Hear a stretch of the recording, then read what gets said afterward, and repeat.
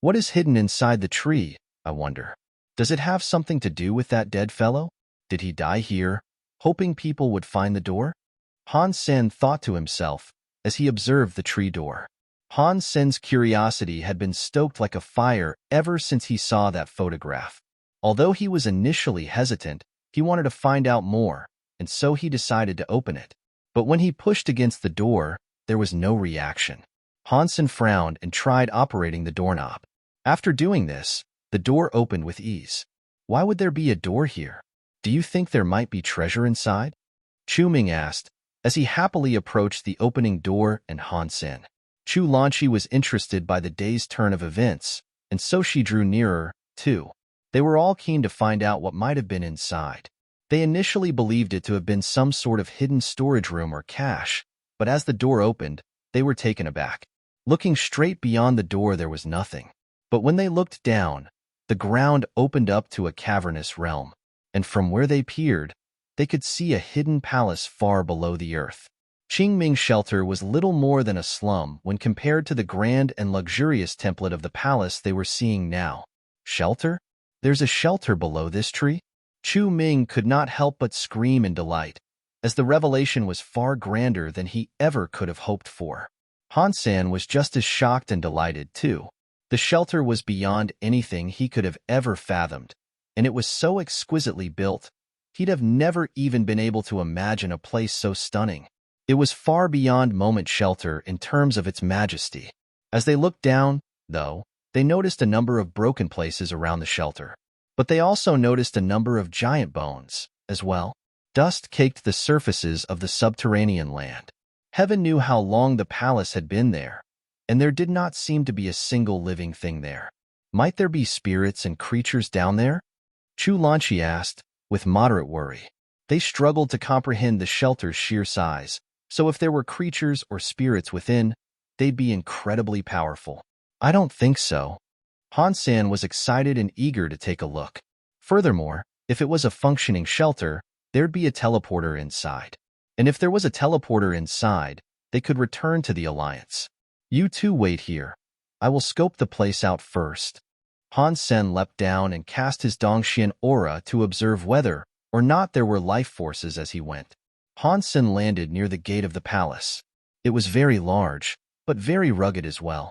The gate had to be 100 meters high, at the very least. Standing in front of it made you feel as insignificant as an ant. Looking up, Han Sen observed the tree roots that netted the sky of that realm like spiderwebs. The roots eventually interlaced with a number of bright, gleaming rocks, which made the space above mirror a real daytime sky. Han Sen flew up and above the gate of the palace, and from that height, he was able to witness countless bones.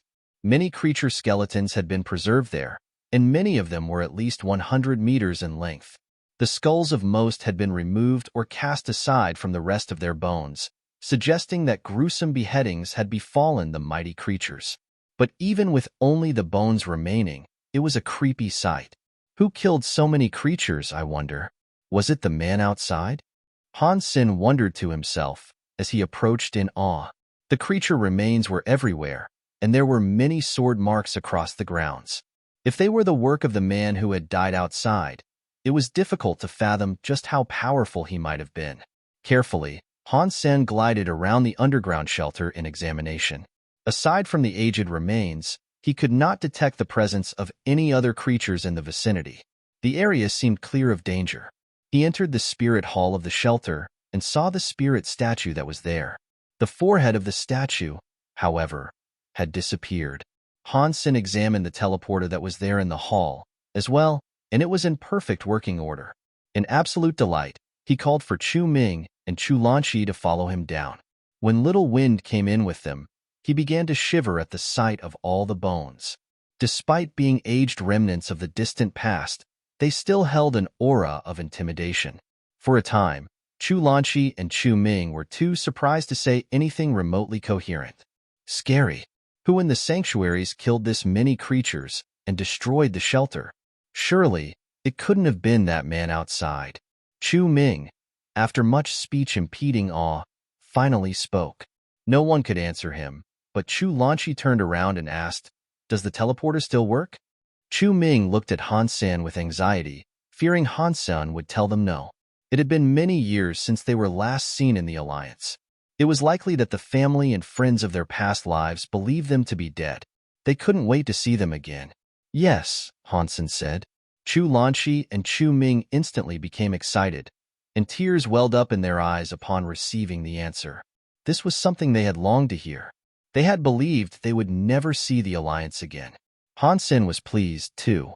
Upon entering the spirit hall, they each stepped into the teleporter one after the other, returning to the alliance. When Han Sen opened his eyes next, he was home.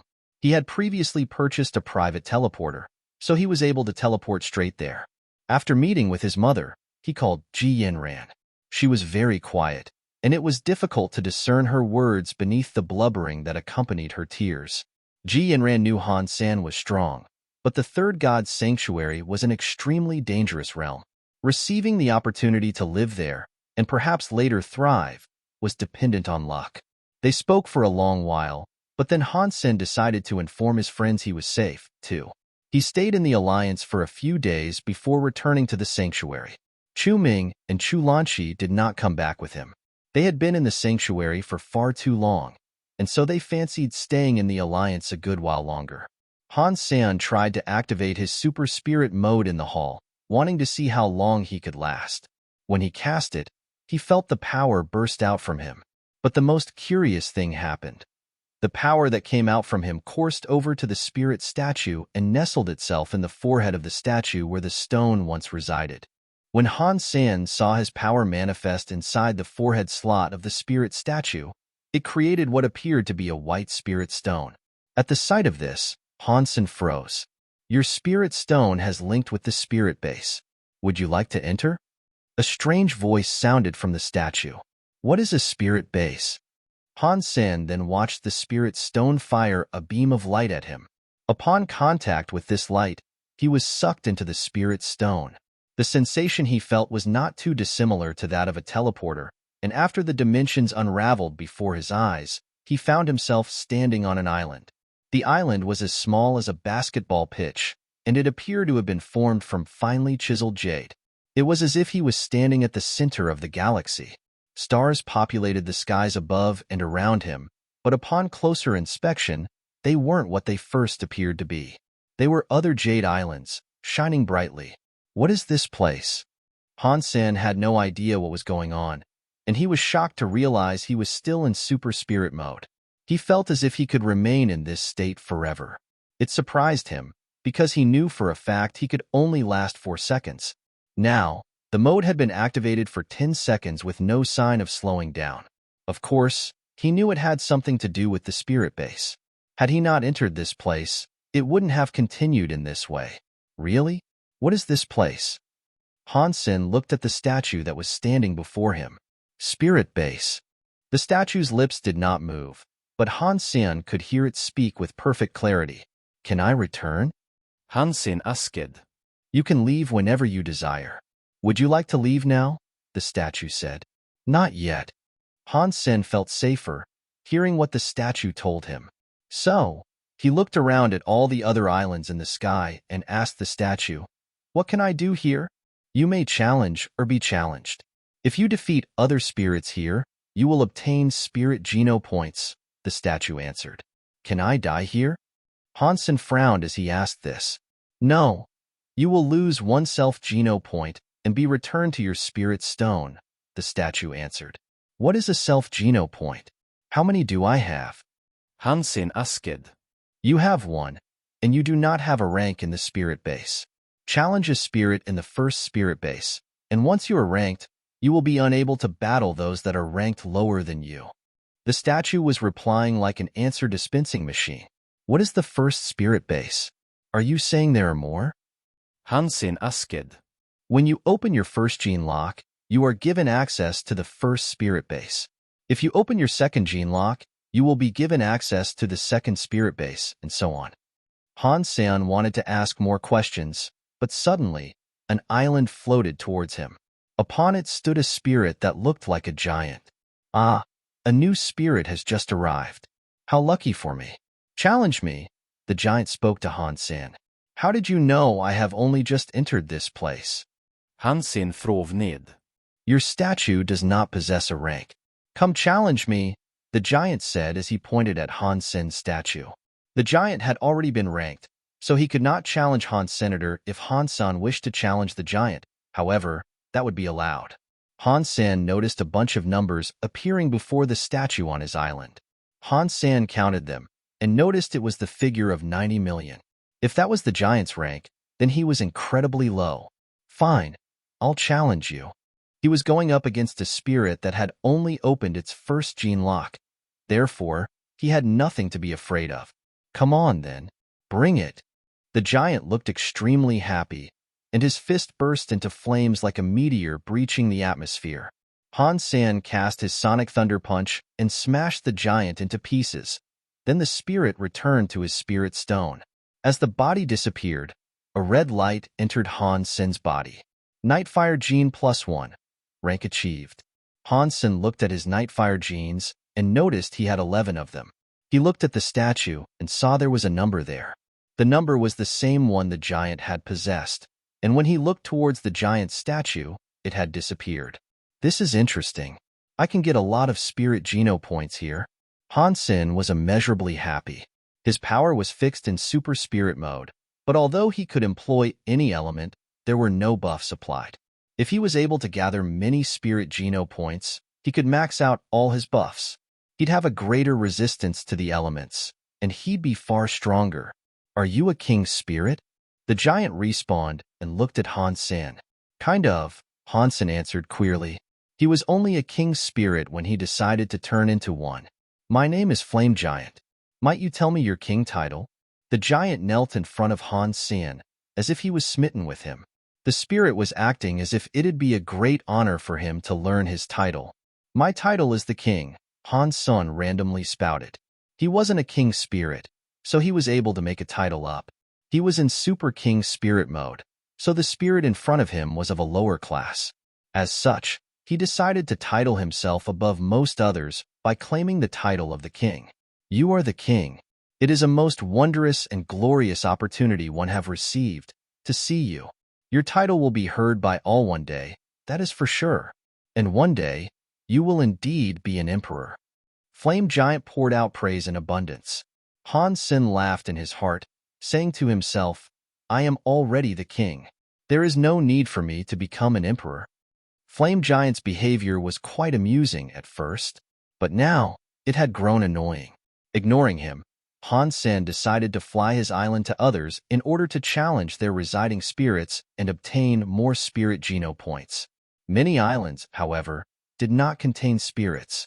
Han Sen had to fly around for quite a while, observing empty islands with no spirits on them. When he did find a spirit, he was dismayed to learn that they had no rank, and he therefore couldn't challenge them. Flame Giant was not keen to lose the spirit of his affection, however, and so he followed Han Sen like a puppy. As they traveled, he would frequently announce to the islands around them, Hail to the king! The king has come. Submit an offering of geno points to him. Han Sen frowned, thinking Flame Giant's behavior was both pointless and annoying. If the spirits did not invite him to battle, he couldn't fight them even if he wanted to. But what happened next shocked Han Senator. The first spirit they came to, upon hearing Han Sen, was that the king knelt. And just as Flame Giant did earlier, he showed great reverence and adoration for Han Sen who was before him. He invited Han Sen to challenge, and when the fight started, he did nothing. He stood there and offered his own defeat without contest. It almost made Han Sen feel rather bad. You have to take my geno points, my king. The spirit's tone of voice was so firm and resolute, it sounded as if it was a genuine honor to provide Han Sen his geno points. If you want to give me your points that badly, I will take them then. Han Sen then punched the spirit to death as a blue light penetrated his body. Squire Water Gene +1. Rank unchanged. Spirit seemed fanatical before a king spirit, and when they moved on from that island, Flame Giant did not rest his trumpeting of Han Sen's coming.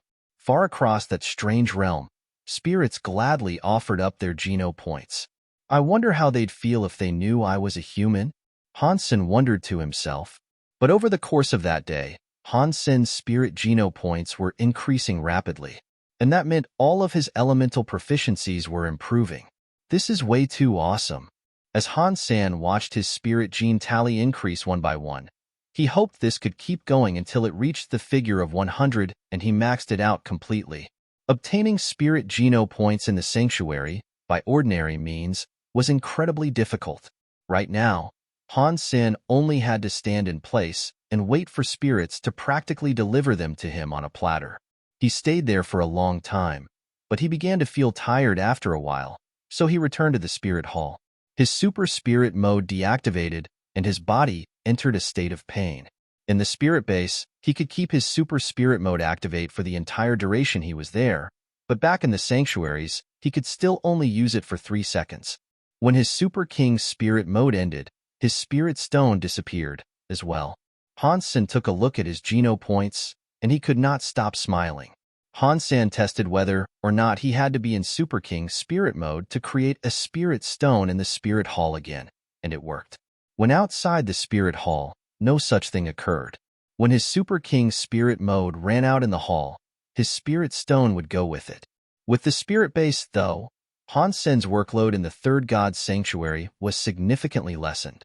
Once he rested up, he planned to go back to the spirit hall, transform, and return to the spirit base and continue earning geno points. And after settling on this regime, Flame Giant's deduction was correct. Han Sen's name did indeed become heard of, far and wide. Everyone in the first spirit base soon heard about the existence of a king spirit called the King, and it wasn't long before it was whispered between the spirits out in the sanctuary. But when many king spirits heard of this person, all they could do was frown. A natural king spirit was given a title by God, and for one to be simply called the King, it didn't sound legitimate. It was most certainly not a name in the same vein as they were traditionally given, and if it wasn't a name given by God, there was only one possibility. 2 king spirits must have produced an offspring.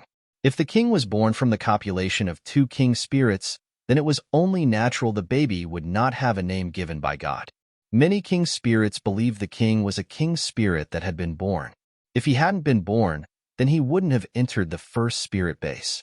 A natural king spirit always had an extremely high level, and they would never have to go through the first spirit base. All the king spirits then wondered who that person might have been. Whoever it was, they believed him to be cocky, and they most assuredly wanted to teach the spirit a lesson or two in how to behave. But most of the king spirits had opened many of their gene locks, and as a result, they could not backtrack through their levels of ascension and challenge the king. That being said, there were other king spirits still in the first spirit base, and they too were made angry upon hearing the name of the king. Driven mad, they all vowed to kick his bacon. Han Sen was oblivious to these rumblings, though, and so he just relished his time in the limelight, reveling in the love and adoration he was being shown. When he returned, the spirits continued to allow themselves to be defeated. Flame Giant followed Han Sen around like a shadow, and soon, his presence grew on him. Han Sen felt as if he had a humble servant at his disposal, and so he felt like royalty. These spirits are so simple-minded, Han Sen sighed in his heart. As he searched for a new target, someone drove an island towards him at an alarming speed. Han Sen had seen this happen many times already, and it was usually a case of another spirit dying to offer themselves up. Expecting this, he decided to recline against his statue and wait for the person to get there. As it neared, Flame Giant did what he always did. He shouted aloud, "Hail to the king! The king has come. Submit an offering of..." Before he could finish his speech, Flame Giant froze and fell to the ground, saying, "Greetings, Thunder Devil King." The statue that belonged to this spirit was about 100 meters high, and its owner exuded a horrifying feeling. As he looked at Han Sen, a purple light flashed and flickered in his eyes. All the spirits around Han Sen knelt before him. Immediately, Han Sen knew he'd encountered someone he could consider a big cheese. When he looked at the statue's number, he noticed it was a simple 7. Very few were stronger than him. Thunder Devil King was the son of a king, and had entered the first spirit base only a few months prior. Wielding the powers of thunder, he was renowned for not losing a single time. As such, he was given the title Thunder Devil King. This king proclaimed that he was brimming with the very essence of thunder, and that he was an organic descendant of the element itself. This was only partly true, but his father was extremely proficient in wielding thunder powers. His mother was a spirit princess that also excelled in wielding thunder powers. On the day Thunder Devil was born, he came into the world crackling with the charge of electricity. As such, it prompted his father to boast and declare that his son was the strongest being of thunder to ever exist. His father wasn't far off the mark, either. Thunder Devil King had only just entered the first spirit base a few months before, and in that short amount of time, he had managed to kill countless spirits. All who opposed him, he destroyed, and not once was he ever beaten. So, you are the obscene individual that calls himself the king? Thunder Devil lived up to his name. His face was cold and sharp, just as one might imagine a genuine devil to look like. His voice boomed and snapped like the striking of thunderbolts, as if your eardrums could tear asunder any second. Yes, I am the king. And who might you be? Han Sen responded with a flat tone. Pa, you really are an ignorant boy, aren't you? Challenge me. Challenge me and I will bring an end to your parade within 3 hits. Thunder Devil King's eyes possessed the horrifying glint of murder. If his rank wasn't too high, he'd have tried to kill Han Sen already. All the other spirits in the vicinity trembled in fear. They had heard much about Thunder Devil King's cruelty before, and had learnt he was able to kill thousands of creatures within minutes of being born. Although you could not be killed while in the spirit base, that wouldn't stop Han Sen from being recognized and tormented out in the actual sanctuary. If he lost out there, it'd all be over. With the spirit king father that he had, everyone in the third god's sanctuary was frightened by Thunder Devil King. But his notoriety did not spook Han Sen, and so he gladly decided to challenge him. Even though he was a second-generation spirit king, Han Sen still believed he could end him quickly. His only regret was not being able to kill the spirit for good. Seeing Han Sen invite him for a duel, the protective aura around the islands fell. Wasting no time, Thunder Devil King leapt in front of Han Sen and coldly said, "You should strike first. I'll give you a free one, because if I go first, you'll be done and dusted in no time." Okay. Han Sen did not move a single step, and on the closure of his word, threw a lame, single fist towards Thunder Devil King. When Thunder Devil King watched Han Sen casually swing a fist, he felt disrespected. This provoked a greater ire and anger within him. Thunder Devil King had been through much to reach the rank of 7th, and in no time at all, Han Sen had gone from having no rank to the 90 millionth to the 100,000th. He had not faced a worthy challenger yet, or at least one that was willing to put up a fight. For a guy like that to disrespect him, Thunder Devil King wasn't having it. He quickly became fuming mad. "Pa, you know what? Killing you in one hit will be a waste of the fun time I can have with a puny worm like you. Allow me to demonstrate the full extent of my power." Thunder Devil King's body shone with a purple light. He transformed into what could best be described as a thunder god.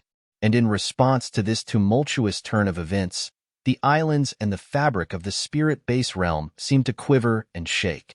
It looked as if the lightning that ran along his body could sever the atmosphere in two. The other spirits were speechless at the sight. Thunder Devil King had only opened his first gene lock, and their hearts sunk when they thought of how powerful he might become once he had unlocked all 9 of his gene locks. Han Sen, however, did not waver. He had no reaction to the outburst of power and energy that flashed before him, and his casually thrown fist did not divert an inch. The fist shone with a white light and landed neatly on Thunder Devil King's body. Flame Giant and the other spirits, who watched Han Sen launch what they believed to be a farcically weak punch, thought Han Sen might have actually been afraid of Thunder Devil King. Boom! During the next second, in which Han Sen's fist landed on its target, everyone's shock amplified to an unfathomable degree. It was only a random-looking punch, and yet it seemed to be infused with the most wicked power. Thunder Devil's body broke into pieces. There was nothing but bits left, and so quick was the spectacle over, Thunder Devil King didn't have the chance to react or even scream. He died, just like that. The spirit base remained quiet in the moments following. No one could expect Thunder Devil King to be killed in a single punch, like an ant. King Thunder Gene +1. 7th rank achieved. Top 10 placement achieved. Self-Spirit Genes +1. A purple thunder entered Han Sen's body, and all of a sudden, he felt as if his Super King spirit body was fused and charged with the element of thunder. He tried casting it, but could not. He did, however, feel his thunder resistances increase by a lot. If he was able to collect 100 King Thunder genes, his thunder power would certainly exceed that of Thunder Devil King. Han Sen was pleased that he had obtained a self-spirit gene, and he immediately felt his Super King spirit body become much stronger as a result. Boom! Amidst everyone's confusion and awe of the spectacle they had just witnessed, Thunder Devil King respawned with fury. He roared to the skies in absolute madness and attempted to re-challenge Han Sen. He had been killed by Han Sen, resulting in an exchange of ranking. And because he was much lower than Han Sen now, he was free to challenge him as much as he pleased. Thunder Devil King would not concede and accept such a miserable, humiliating defeat. He had tried to use his Thunder God mode in a bid to deflect Han Sen's punch, but it was a mistake that allowed his electrical powers to backfire and incinerate himself. But Han Sen's seemingly random punch was most strange. It went past his Thunder God body and broke his actual self. Therefore, Thunder Devil King did not relent in his desire for another match. He believed it all to be a mistake, and that Han Sen had not actually killed him. So, this time, Thunder Devil King decided to strike first. He gathered a fist of obscenely destructive power and loosed it towards Han Sen. A thick purple beam was cast out, and it appeared directly before Han's senator. So great was that power, it appeared wretched enough to not only destroy Han Sen, but his island also. Han Sen stood upon his spirit-base island like a god.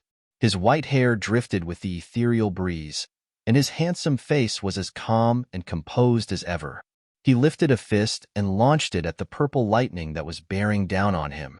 His Super King spirit mode made him better than a king spirit, so he was unafraid of what Thunder Devil King sought to do. They had both only opened their first gene locks, so with the improved spirit mode, Han Sen already worked from a position of greater strength. D. Thunder Devil King roared, as his Thunder God mode grew in power. The purple lightning crackled with greater ferocity, and its size amplified with his war cry.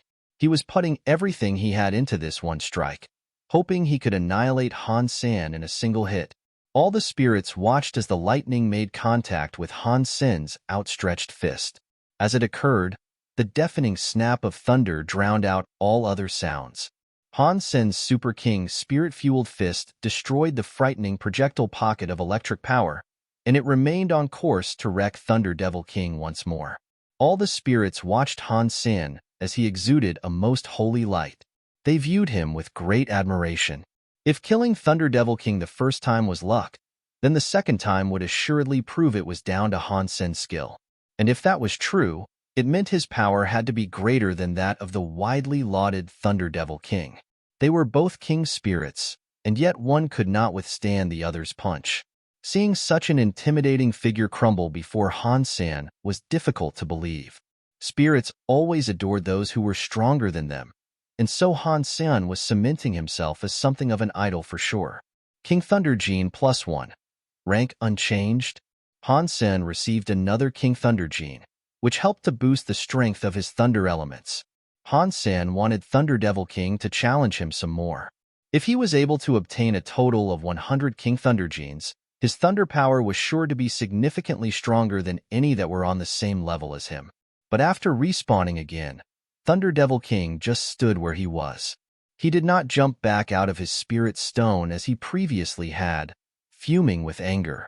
He just looked at Han Sen and did not approach. Thunder Devil King had wanted to kill Han Sen with thunder, and he had been keen to demonstrate his full power with monstrous tenacity and confidence earlier. Now, the power of Han Sen's punches actually put fear into him. It was fortunate the rule of only having one open gene lock was enforced in that realm, for if it wasn't, he'd have never believed Han Sen had only opened his first gene lock. I am the King of Kings. In this world there are many kings, but amongst them, only one ruler. That's me. Han Sen provoked Thunder Devil King, hoping it would trigger his wrath and desire for battle, earning him more King Thunder gene points. Thunder Devil King, as predicted, could not accept the insult. He roared to the sky and recast his Thunder God mode before charging towards Han Sen once more. In one punch, it was all over once again. The other spirits trembled in their boots. Thunder Devil King was not only getting crushed, but also humiliated. The name of the king felt as if it were getting branded in their hearts, and it seemed to be a name they would not, or should not, ever forget. Thunder Devil King respawned, but before Han Sen could say anything else to him, he disappeared with his island. He ran off. Word of this fight spread like wildfire in the community of spirits. Those who heard the tale of a newcomer destroying Thunder Devil King were shocked to hear of his power. It was difficult to believe, even. The king's spirits, however, felt even more animosity towards Han Senator. They were madder than ever. Many king-class spirits wished to lock Han Sen up in purgatory for the rest of eternity. Some king spirits even vowed to destroy Han Sen's spirit stone, should they ever discover his true identity. The loudest proclaimer of such a notion was the father of Thunder Devil King. Like the other king spirits, his search for the king's identity was on. But despite their efforts, neither the king's spirits nor even the emperors themselves were able to locate or discover who he was. Their best guess was that he was the child of some emperor. The thought that the king might have been a human never once crossed their minds. In the sanctuaries, despite their tireless struggle for information, they could not find out anything. But all the king's spirits that could still enter the first spirit base went after Han Sen, planning to kill him. But this was exactly what Han Sen had hoped for. Ordinary spirit genes could not boost his power by much, but king's spirit genes were far more effective, and their boons were immediately noticeable. Having the king's spirits coming to him was a dream come true. When Han Sen proclaimed himself the King of Kings, he knew it'd incite the fury and ire of all the other proud king spirits out there.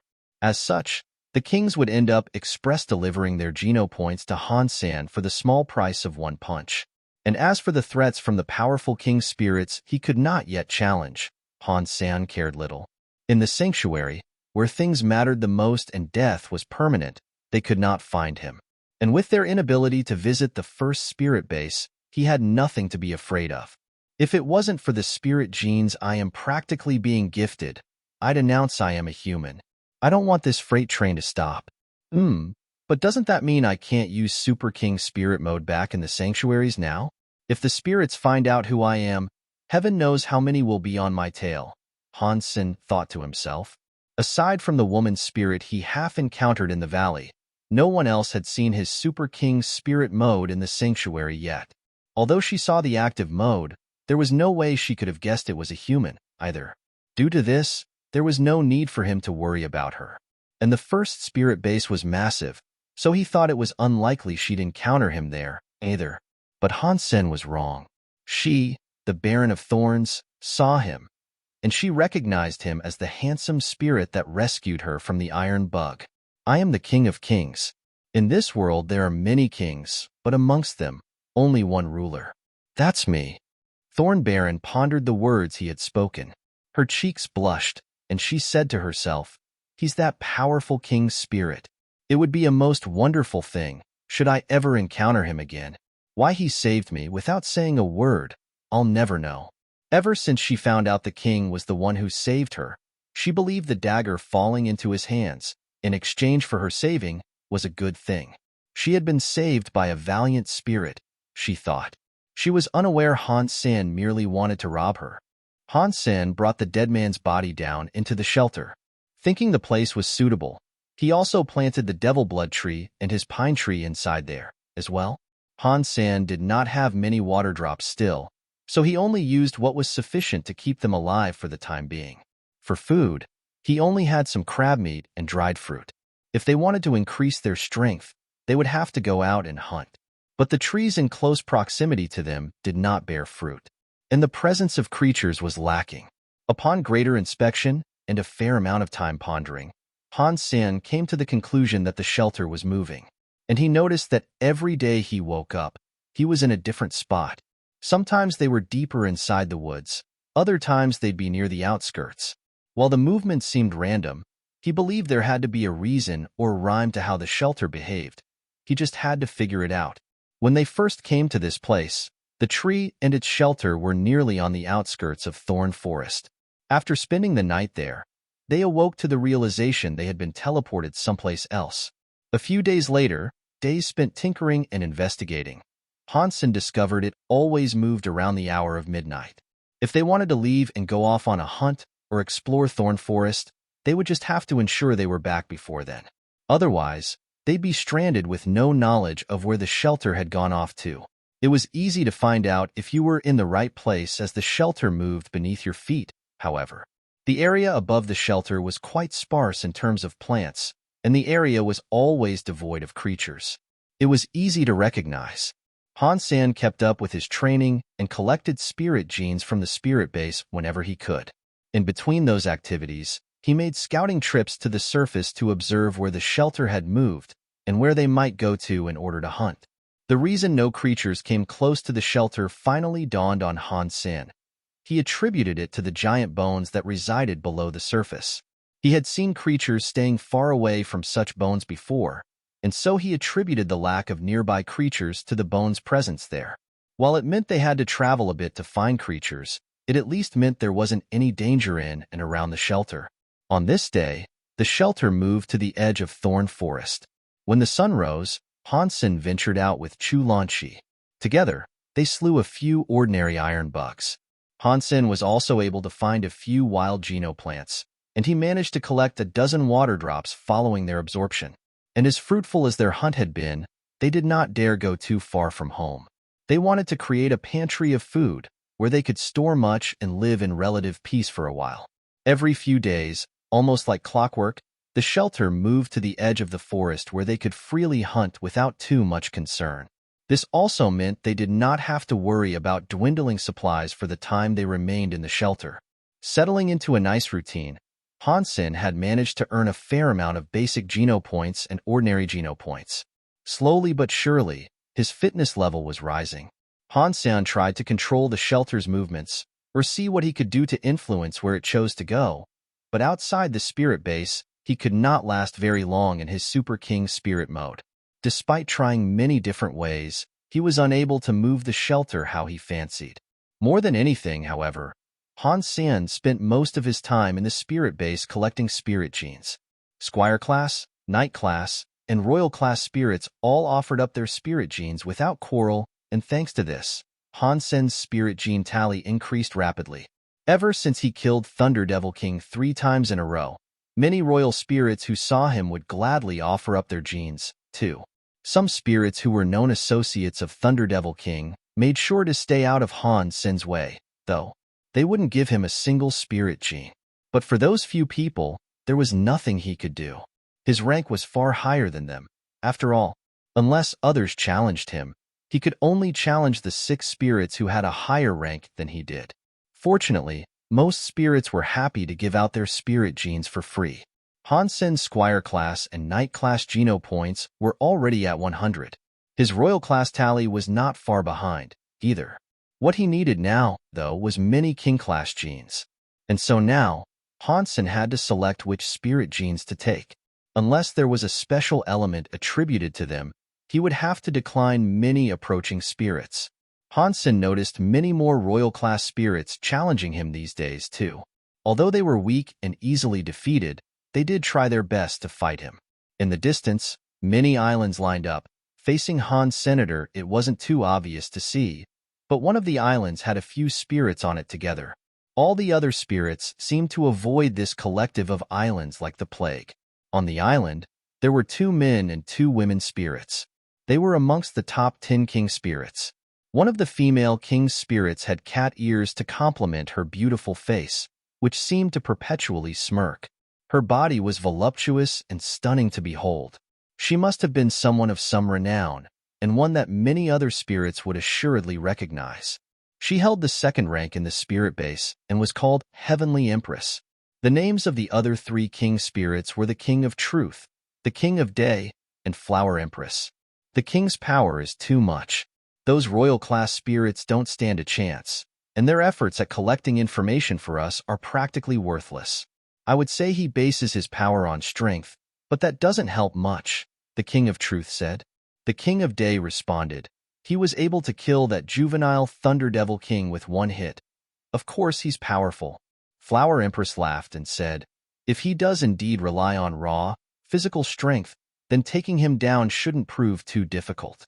Why don't we allow Truth to have a go at him? He is sure to crush the king. Yes, I believe Truth can beat that punk. Easy.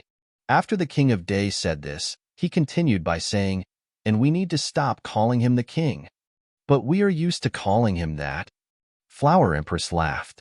The King of Truth looked to Heavenly Empress and said, and what about you? What do you think? Heavenly Empress merely smiled and said, you can try.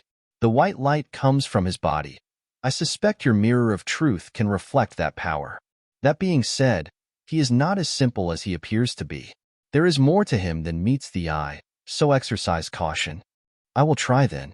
If I do not win, then at least I can witness the strength he possesses firsthand. The King of Truth said, with grace. Don't say that. You will win. Your mirror of truth can restrain him. We'll celebrate and toast a glass in your honor when you return, the King of Day said jovially. I will be off then. The King of Truth returned to his own island and drove towards Han Sen. Ah, it's the King of Truth. Has he come to challenge the king? Ooh, another entertaining spectacle for us to watch. I wonder which is the stronger of the two. The king is stronger, duh. Thunder Devil King was ranked 7th, before getting smacked silly by the king. This guy is only ranked 9th. But the King of Truth has a special power.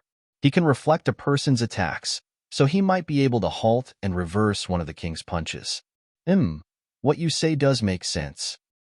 Seeing the King of Truth drive his island towards Han Sen, all the spirits began to talk amongst themselves. They feverishly discussed which of the two titans might be stronger. In respect for the challenger, they all parted and formed a path so the King of Truth could approach and issue the desire for battle without delay. I am the King of Truth. Might I do battle with you? The King of Truth did not have to ask for permission, and he could have just waltzed in and immediately started a fight. But he was polite, and so he wished to introduce himself first. Of course we can do battle. Let's fight. When Han Sen saw the King of Truth approach, he was pleased. In his heart, he thought, finally, someone has come to give me King Spirit Geno points. One King Spirit Gene was vastly more powerful than a bunch of normal Spirit Genes. 100 Squire Genes could not compare to a handful of King Spirit Genes. The King of Truth, upon hearing Han Sen's answer, joined him on his island. Then, he said, you and I are King Spirits. It would be inappropriate for us to fight like savages, so how about we do battle like gentlemen? What do you mean by fighting like gentlemen? I am gentle, just not a pushover. Han Sen frowned and looked at the King of Truth. It means you stand where you are and allow me to punch you. You can neither block nor dodge. And then, I stand still while you hit me. We keep going in this manner until one of us falls over, the King of Truth explained. You want a Aroshambo? But why can't I go first? Han Sen asked. Oh, that's fine by me. You can go first, if you'd like. The King of Truth smiled. Han Sen was surprised and put on alert. For the spirit to quickly agree, he must have something up his sleeve. The entire premise for the fight he wished to have wreaked, so there was something going on for sure. The King of Truth seemed to present himself like a bookwormish sort. He almost looked human, too, and lacked all the unique and striking details of appearance and physical flourishes that usually made spirits stand out. But without fear, Han Sen said, okay, I'll punch you first. Please do. The King of Truth then just stood there, willing to accept Han Sen's punch. Haha, he fell for the trap. The King of Truth's mirror can reflect any incoming damage to the caster. The harder he punches, the harder he will hurt. If he goes all out on his opponent, well, then that's all she wrote, the King of Day said excitedly. He's too proud. After defeating Thunder Devil King, he believes himself to be invincible. Now he'll suffer under the crushing weight of his own hubris, Flower Empress cackled. The other spirits that looked on, seeing the King of Truth appear so calm, were shocked and unsure of what to think. They knew he had a special card to play, otherwise he wouldn't have behaved like that. Everyone looked at Han Sen, waiting to see him perform his attack. Han Sen's body lit up with his signature holy light. Just like his previous punches, this one looked casual and almost silly. It seemed to lack all power. The King of Truth did not underestimate this, though. He watched the white light approach, and so he made his own body shine with silver and projected a layer of protection across his being. Boom! Han Sen's fist collided with the silver mirror. Whoa! Such strength, huh? He fell into the trap. The King of Day immediately lit up with joy, but in the next second, his smile froze and dropped. The same applied to Flower Empress and Heavenly Empress, too. When Han Sen's fist hit the mirror, so much was the power. His fist shattered it into a million pieces. Then the King of Truth died. A strange silver light appeared from the broken remains of the King of Truth and entered Han Sen's body. King Space Gene +1. Rank unchanged. Han Sen was surprised, not knowing his opponent had possessed a space element. Han Sen had been there for a while, and he had killed countless spirits, and yet this was the first time he had seen such a gene. Han Sen didn't think the King of Truth would give up, and so he expected to receive a few more space genes. But after the spirit respawned, he did not say a word and simply left. King Spirit genes were precious, and ultra-rare ones such as that were especially so. It was very difficult for the King of Truth to find space genes, and now Han Sen had just taken one with the greatest of ease. It was like flushing money down the drain. After Han Sen became a Super King Spirit, he had no special elemental powers, but he could cancel the skills opponents used. When the Coin Toad used coins to suppress him, the power of the coins was negated upon the activation of his Super King Spirit mode. This aspect also came into play against the King of Truth's mirror power. The spirit's reflective shield did nothing, and so Han Sen was able to confirm the existence of this passive ability he had previously only assumed. What? The King of Truth was incredibly calm, and I thought he could unleash a one-hit kill skill. Is this some kind of joke? This is embarrassing. He does have a special skill, but the king was too strong for it. He plowed right through whatever the King of Truth devised and annihilated him. There are many kings, but amongst them, only one ruler. Man, I've never seen anyone this powerful before. It's nuts. The king has to be an emperor, don't you think? I'm sure this guy can put any old emperor to shame. This spirit is destined to go to the fourth god's sanctuary, I'm telling you. This is what you call invincible. King spirits are ground into dust before him. The spirits discussed many topics amongst themselves, all of which pertain to the king. All the while, the King of Day, Flower Empress, and Heavenly Empress could do little but frown. Truth, what the hell? Why did your mirror not reflect his attack? When the King of Truth returned, the King of Day immediately approached to ask. The King of Truth shook his head and responded, I have no idea what happened. The mirror was obliterated. It didn't stand a chance. If you are unaware of why you lost, then why don't you try again? The King of Day suggested. The King of Truth rolled his eyes and said, Do you think my King Spirit genes come easily? I don't even know when or how I'll be able to get the lost one back. I'm not an idiot like that Thunder Devil King. The King of Day realized his suggestion was too much of him to ask, so he did not say anything more in return. Heavenly Empress looked thoughtful. There are two possibilities, from the way I see it. 1. The mirror is not as effective as we have believed it to be. 2. He is just too powerful, plain and simple. Perhaps he has so much power, it overloaded the threshold of damage the mirror was able to withstand and thus, snap, it broke. Think of it like a rubber band. The further you pull it, the further it will travel upon letting go. But everything has a limit to its flexibility. If you pull too hard on the elastic band, it will give way and break, she explained. I think he's immune to the mirror. There is no way that punk can be that powerful, the King of Day said. Well, if the mirror wasn't as effective as we believed it to be, that's bad news. It means Flower Empress Flower Stamp would also be useless. It'd be even harder for her to beat him, Heavenly Empress said. When Flower Empress heard what she said, she chimed in saying, My Flower Stamp is different than the mirror. If he can bypass the mirror, fine, but there is no way he can triumph over the mirror and my Flower Stamp. Still, If you do choose to challenge him, you should be careful. It is difficult to earn back spirit genes. With your speed and power, I don't believe you will be able to hit him, Heavenly Empress said. I have an idea. Flower Empress flew back to her own island and drove forward, off to visit Han Sen. Heavenly Empress sought to stop her from going, but it was too late. Flower Empress, not looking back, said, "Relax. Let her go. No one from the same tier can overcome her powers. And if she's that confident she can beat him, after everything we've seen thus far, perhaps we should place some faith of our own in her."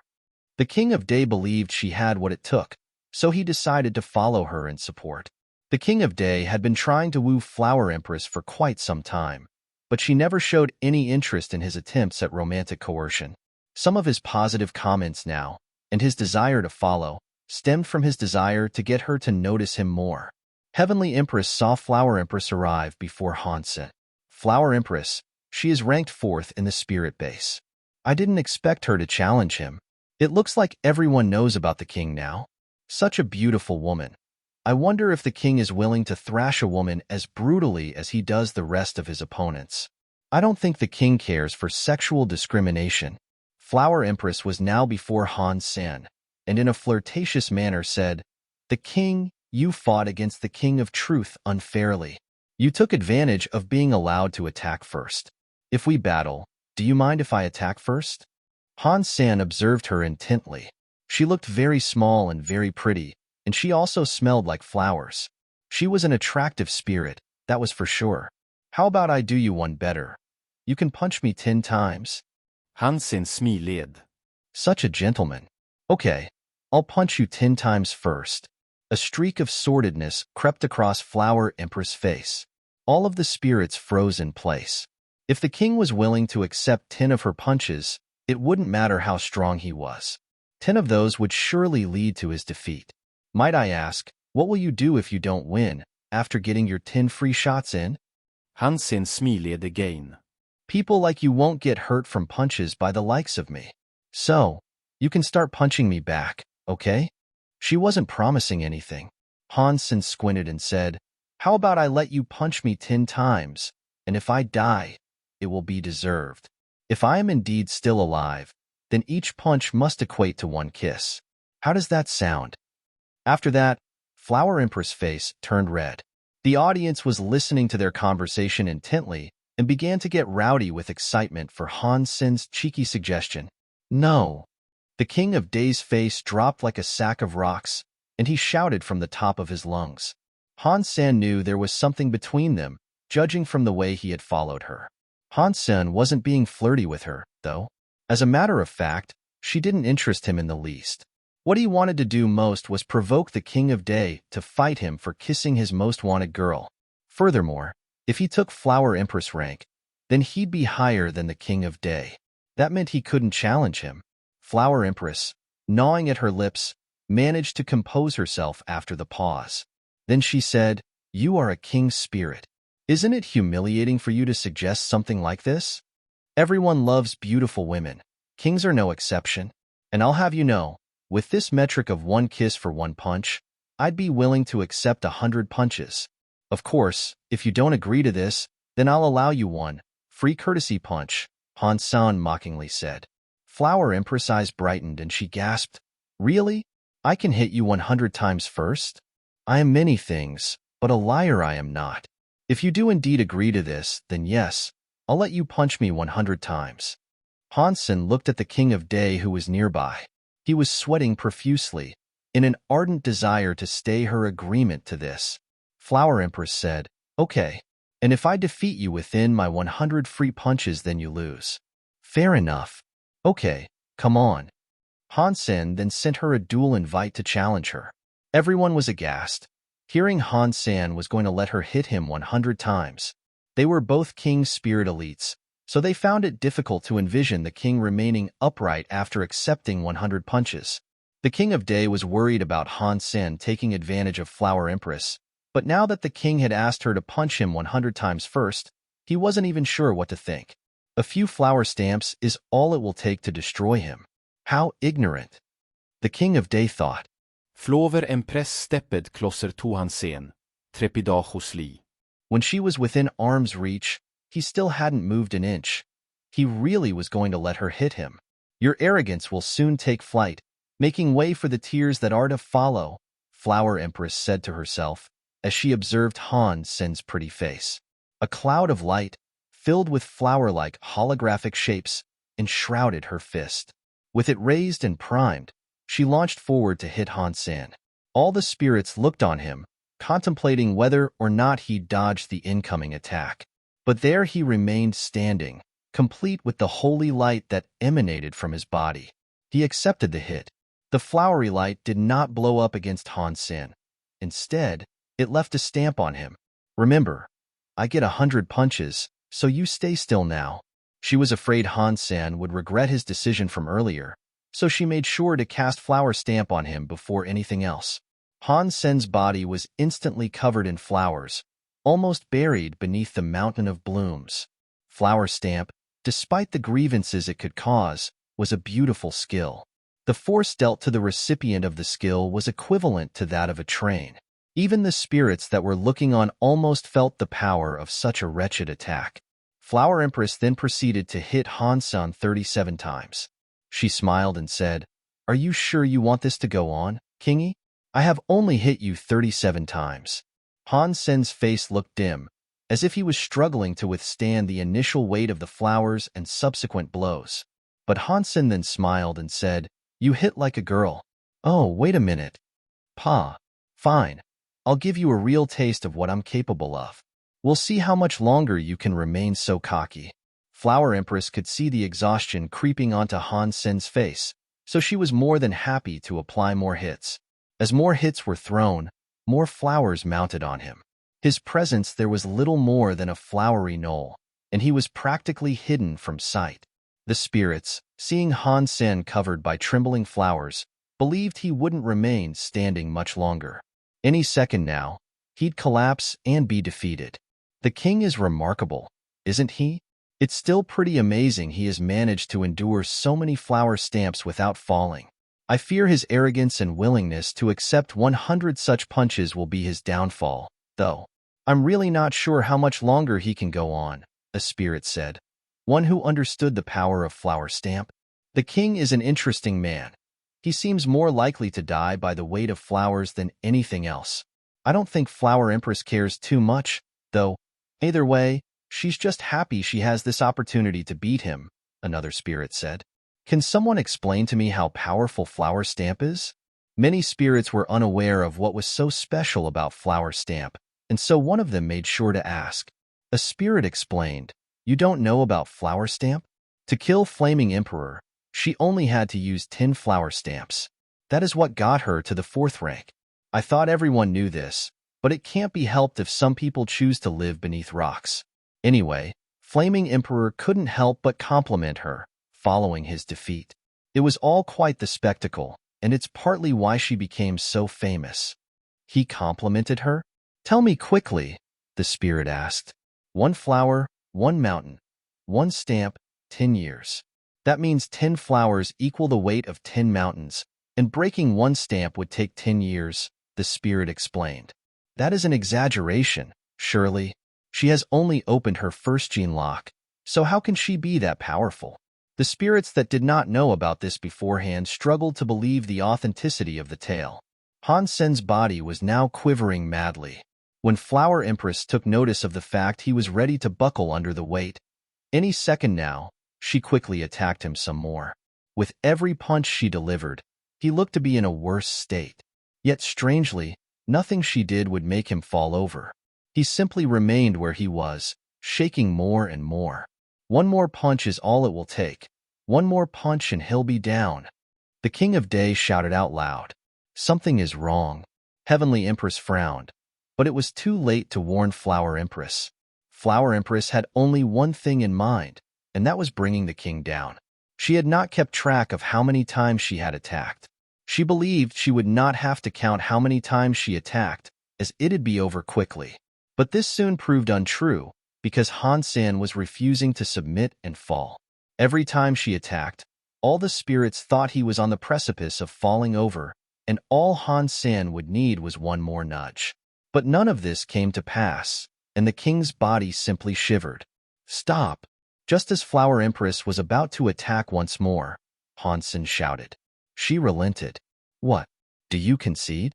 Flower Empress had a cocky grin creep across her face, believing she had managed to get the king to throw in the towel. Han Sen wanted to laugh, thinking it ridiculous that another king spirit had not kept track of the number of times she had hit him. She had delivered 100 punches and was oblivious to the fact. She even asked if he was going to concede. You've run out of free punches. You've delivered your 100th, Han Sen said. I ran out, Flower Empress gasped, and her mind quickly raced to recall and count how many punches she had thrown. He wasn't kidding. Her flower stamp had not been able to fell Han Sen, and she could not believe it. Although she had only opened her first gene lock, her flower stamp power could compare to a little hill. How powerful could the king be to withstand so many of them? But Flower Empress, instead of her face turning to scorn, simply smiled and said, Okay, I've given you my 100 punches. Come to me and show me what you've got. Flower Empress stood where she was, giggling. She wasn't going to free Han Sen from the abundance of flowers that buried him. Flower Empress believed Han Sen could not take her attacks anymore. He hadn't been defeated completely, but that was fine. You have been crushed by my flower stamp, haven't you? I don't think you can hit me. You're probably using all of your power to withstand the crushing weight of my flowers, but if you divert any of that power into attacking me, they'll kill you. Flower Empress cackled maniacally, a sharp contrast to her beautiful face. Although Flower Empress was a king spirit, she hadn't been born for very long. She wasn't much more proficient than a human female. I'm sorry, did you say something? Han Sen coldly said, and shrugged all of the flowers off of his body. He did so casually, as if it hadn't cost him the slightest amount of strength to bear them. Flower Empress turned to stone. Seeing the flowers cast to the sky like so, she was frozen. Her power was not effective on him. Heavenly Empress wore a wry smile.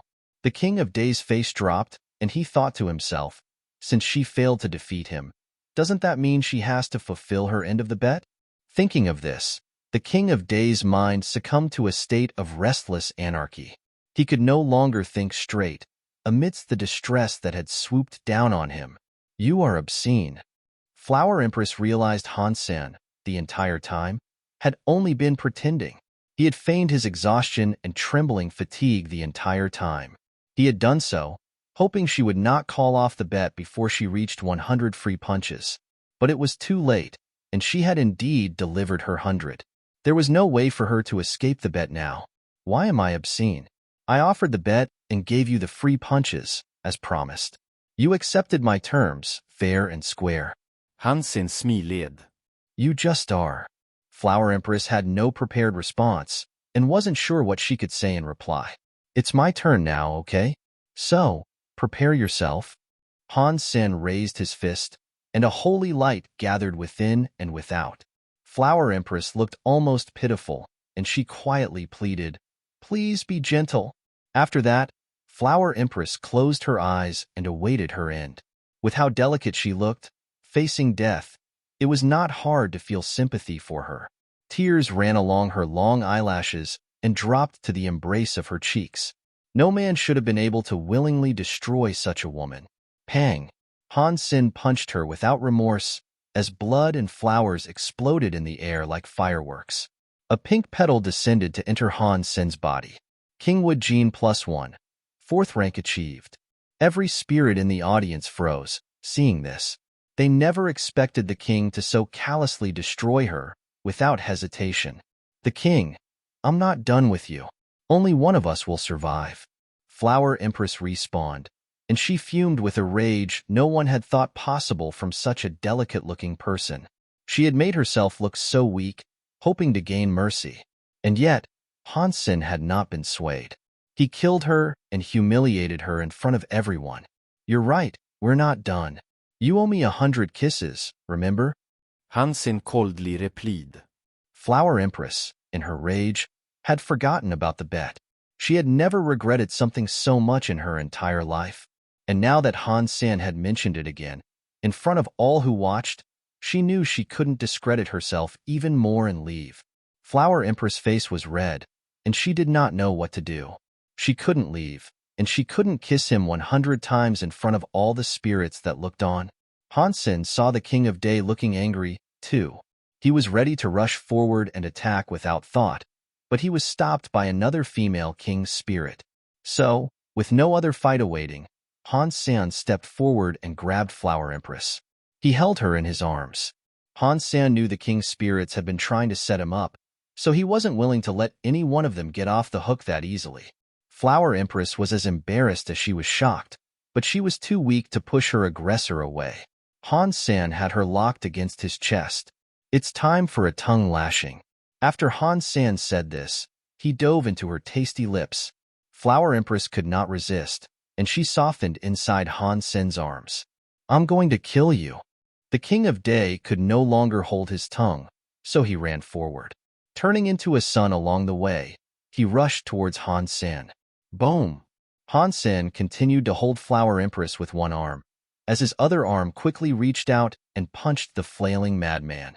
The sun of his new composure shattered into pieces like frail glass. Kingfire Gene +1. Rank unchanged. I'll accept this kiss for now. Just remember, you owe me 99 more. I'll come back to collect at another time. Han Sen had already received what he wanted, so he didn't need to put her in any further distress. With a brief smile to her, he turned around and returned to the sanctuary. The king had killed the King of Truth, Flower Empress, and the King of Day over the course of a single day. Word spread quickly amongst the spirits of Han Sen's accomplishment. The spirits who witnessed the fights firsthand believed Han Sen to be the greatest spirit of all time. If he was able to unlock 9 of his gene locks, he'd be able to become an emperor, or perhaps even the legendary 10th gene lock. The king's name spread far and wide. It was a household name. He was heralded as the strongest spirit ever born. And despite the fact that all the spirits desired to learn where he came from, no such discovery was made. He was still an enigma. The spirits still guessed he had to be the son of an emperor, but there was no evidence to support this. Han Sen did not return to the spirit base for a while after this, and he thought of how he might go out and hunt mutant creatures. Although spirit genes were great for personal buffs, they did not increase one's fitness. If he wanted to become stronger, he would have to increase his fitness. If he was in the Alliance or the Sanctuary, Super King Spirit Mode still only lasted 3 seconds. There were a lot of powerful creatures populating the knotted expanse of Thorn Forest.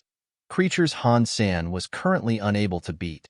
Even if Han Sen could use his Super King Spirit Mode for a long time, to kill creatures with 6 or more gene locks active would be incredibly difficult. I should put my skates on and hurry to open my second gene lock. I should do that, and at the same time max out my basic and primitive geno points. My fitness level should be high enough for me to open the third gene lock, then. Han Sen contemplated his next move. Pang! As Han Sen was lost in thought, a flaming blade suddenly appeared and exploded near him. How was that? Is my S-Class Hyper Geno art cool, or is it cool? Chu Ming smiled smugly as a fire hovered above the palm of his hand. It's not bad. Han Sen nodded. What element is your Hyper Geno art? Can you show me? Chu Ming asked Han Sen, på lite li. My Hyper Geno arts don't have a specific element tied to them. I can do whatever I wish, Han Sen answered. Really? Chu Ming didn't believe it. Chu Ming rolled his eyes and said, then show me how you might cast Flaming Blade. Oh, that's easy. Give me the details on how to learn it. Han Sen smiled. Chu Ming explained to Han Sen how he could learn Flaming Blade, but said, it's useless to tell you, though. I don't have any more of the Geno solution. I don't need it. Han Sen followed the instructions he was given, and he felt a fire come to life in his hand. Han Sen waved his hand, and a meter-long, Flaming Blade manifested a short distance from him and flew out in the direction he desired. It hit the bone of a giant skeleton, which made it collapse amidst a fiery explosion. What the? How is that possible? Chu Ming's eyes were open wide. Han Sen knew his Flaming Blade would be stronger than Chu Ming's, as he had maxed out his Squire class, Knight class, and Royal class Fire Spirit Geno points. He had also earned a King class Fire Spirit Geno point from the King of Day. His practice of fire would far exceed the capabilities of ordinary people. Spirit genes enabled a new talent. The more spirit genes a person could get, the more hypergeno arts they could learn. This was especially effective with elementally based hypergeno art. If you had many spirit genes, you would not even need the geno solution to adopt them. Humans had known about this for a long time, but most people had to work in the employ of spirits to earn a measly sum of them. They weren't half as easy to come by as they were for Han Sen. But Han Sen did not expect his flaming blade to be that much stronger than Chu Ming's. If Han Sen's flaming blade was like a machete, then Chu Ming's was a plastic spoon. They had both opened their first gene lock, and Chu Ming's entire focus was on the single element of fire. Yet the gulf in power between them was far bigger than Han Sen would ever have expected to see. The boons of earning spirit geno points were greater than he thought they could be, for sure.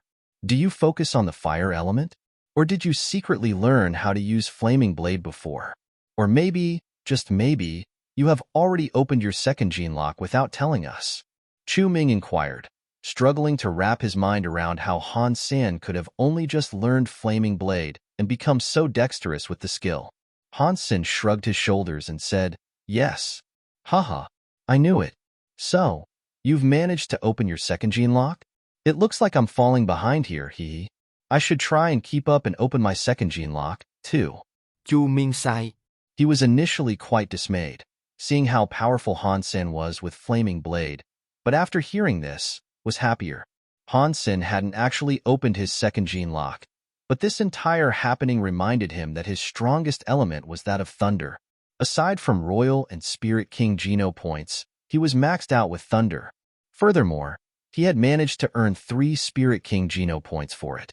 As such, his thunder talent was quite spectacular.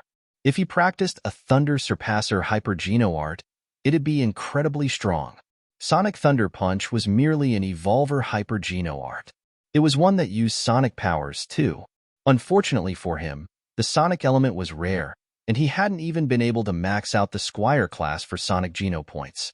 When I open my second gene lock, I'm going to learn a new thunder skill, Han Sen thought to himself. Han Sen's Dongxian Sutra was almost at the second tier, and all it took was a few more days of practice to feel as if his cells were about to break. He felt relaxed. Finally, I have opened the second gene lock. Han Sen was very hyped, and so he quickly went to cast it. Dongxian Aura's field of view was 10 times wider, and his senses had gotten much stronger as well. Also, the Dongxian Aura now seemed to be able to affect the life forces of others. There was no one he could test it on now, so he wasn't entirely sure what he could do with the new feature. It was a shame, too, because Han Sen really wanted to know the effects of what it did, and because the shelter had not yet moved to the outskirts of the forest, there were no creatures he could go out and test it on. The next day, Han Sen exited the tree in the early morning. Dismayingly, he was greeted with the sight of massive thorny vines that were all tangled together like bushes. Connected all together, they looked like mountains. It seemed as if the shelter had decided to move deeper into the forest. But then, Han Sen's eyes opened wide, and he saw something move in Thorn Forest. Like usual, he was unable to see any living creature. But a good distance away, he noticed the presence of a clearing, and in this clearing, a single, giant vine was growing. And hanging from off of it was a golden fruit. Undoubtedly, it was something quite special. The vine's height was approximately 50 meters tall. Beside it rested a wyvern. Han Sen had detected a large life force coming from the fruit on the vine, but he had also detected a large life force coming from the wyvern. If he had to estimate, he'd have guessed it was at least a sacred blood creature. My dagger is too short for me to slay a 40-meter-tall wyvern. There's no use trying to stab him, and I'd have better luck trying to tickle it to death. Han Sen observed the fruit and the vine and continued thinking. But that? Stealing that should be no problem. The fruit generated a golden mist, and it looked as if it would still take a while for it to mature. Unfortunately, the shelter would only be around for the day, so Han Sen could not wait for that. He instead planned on using his black crystal to drain the vine and fruit of their energy. With the water drops he'd get from those, he could get any kind of fruit he wanted. Han Sen ran back to the shelter and had Chu Ming go and look for Chu Lanqi. Han Sen would need her help to do what he planned to. He wanted her to mask his scent for when the time came. The wyvern was still asleep, so the sooner the better. Before long, Chulanchi arrived. She used her powers to erase Han Sen's smell. You have 1 minute. I have only opened my first gene lock, so I apologize it cannot be any more effective. In 1 minute, your scent will return, Chulanchi said. 1 minute is enough, thank you. Return to the shelter, just in case things go awry.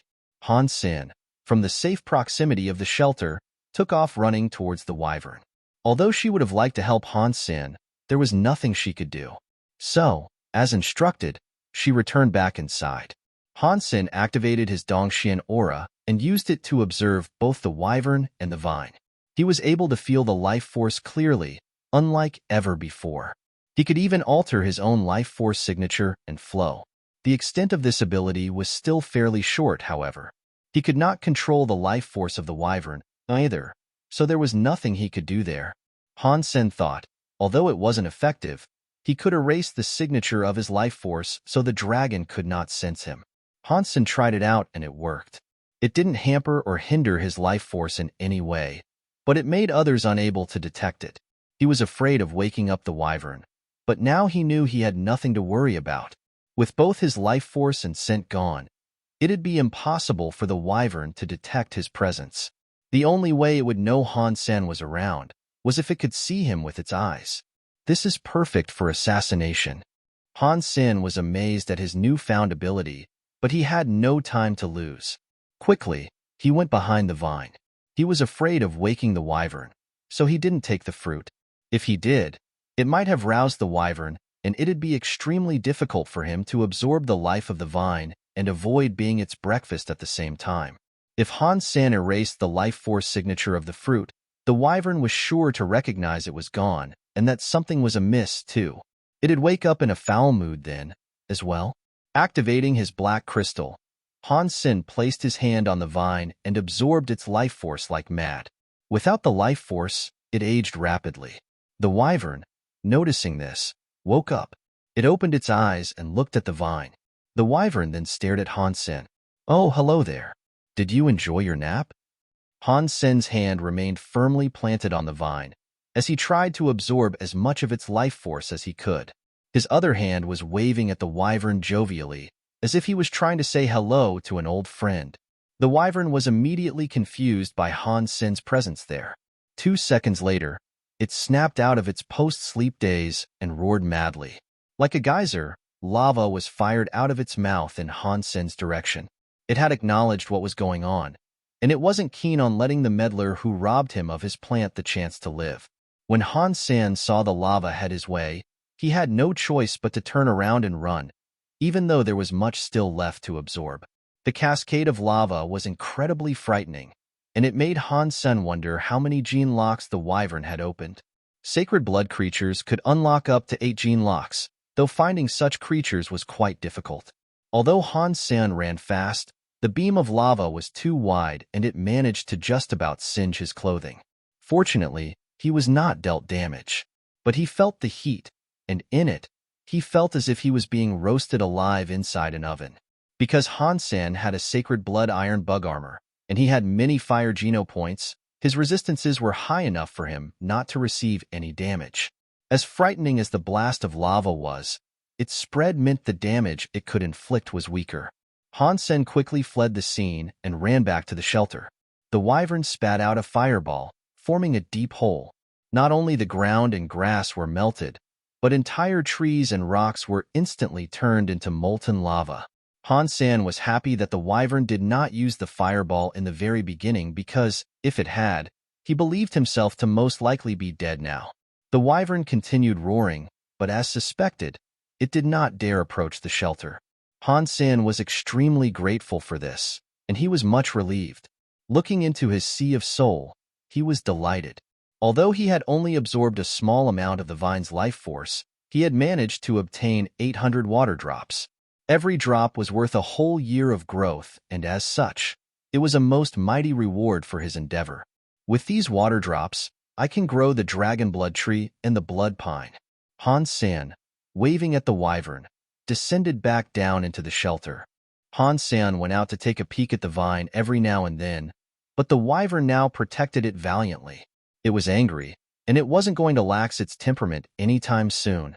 Seeing the wyvern spit out such sweltering flames, Han Sen estimated it had most likely opened its fifth gene lock. And with it being a sacred blood creature, it was unlikely he could topple the foe. Like usual, at midnight, the shelter moved. Following their relocation, the wyvern and its cherished vine were gone. It is a shame I was not able to defeat the wyvern. Han Sen peeked at the 800 water drops he had managed to claim, unable to shake the greediness that compelled his desire for more.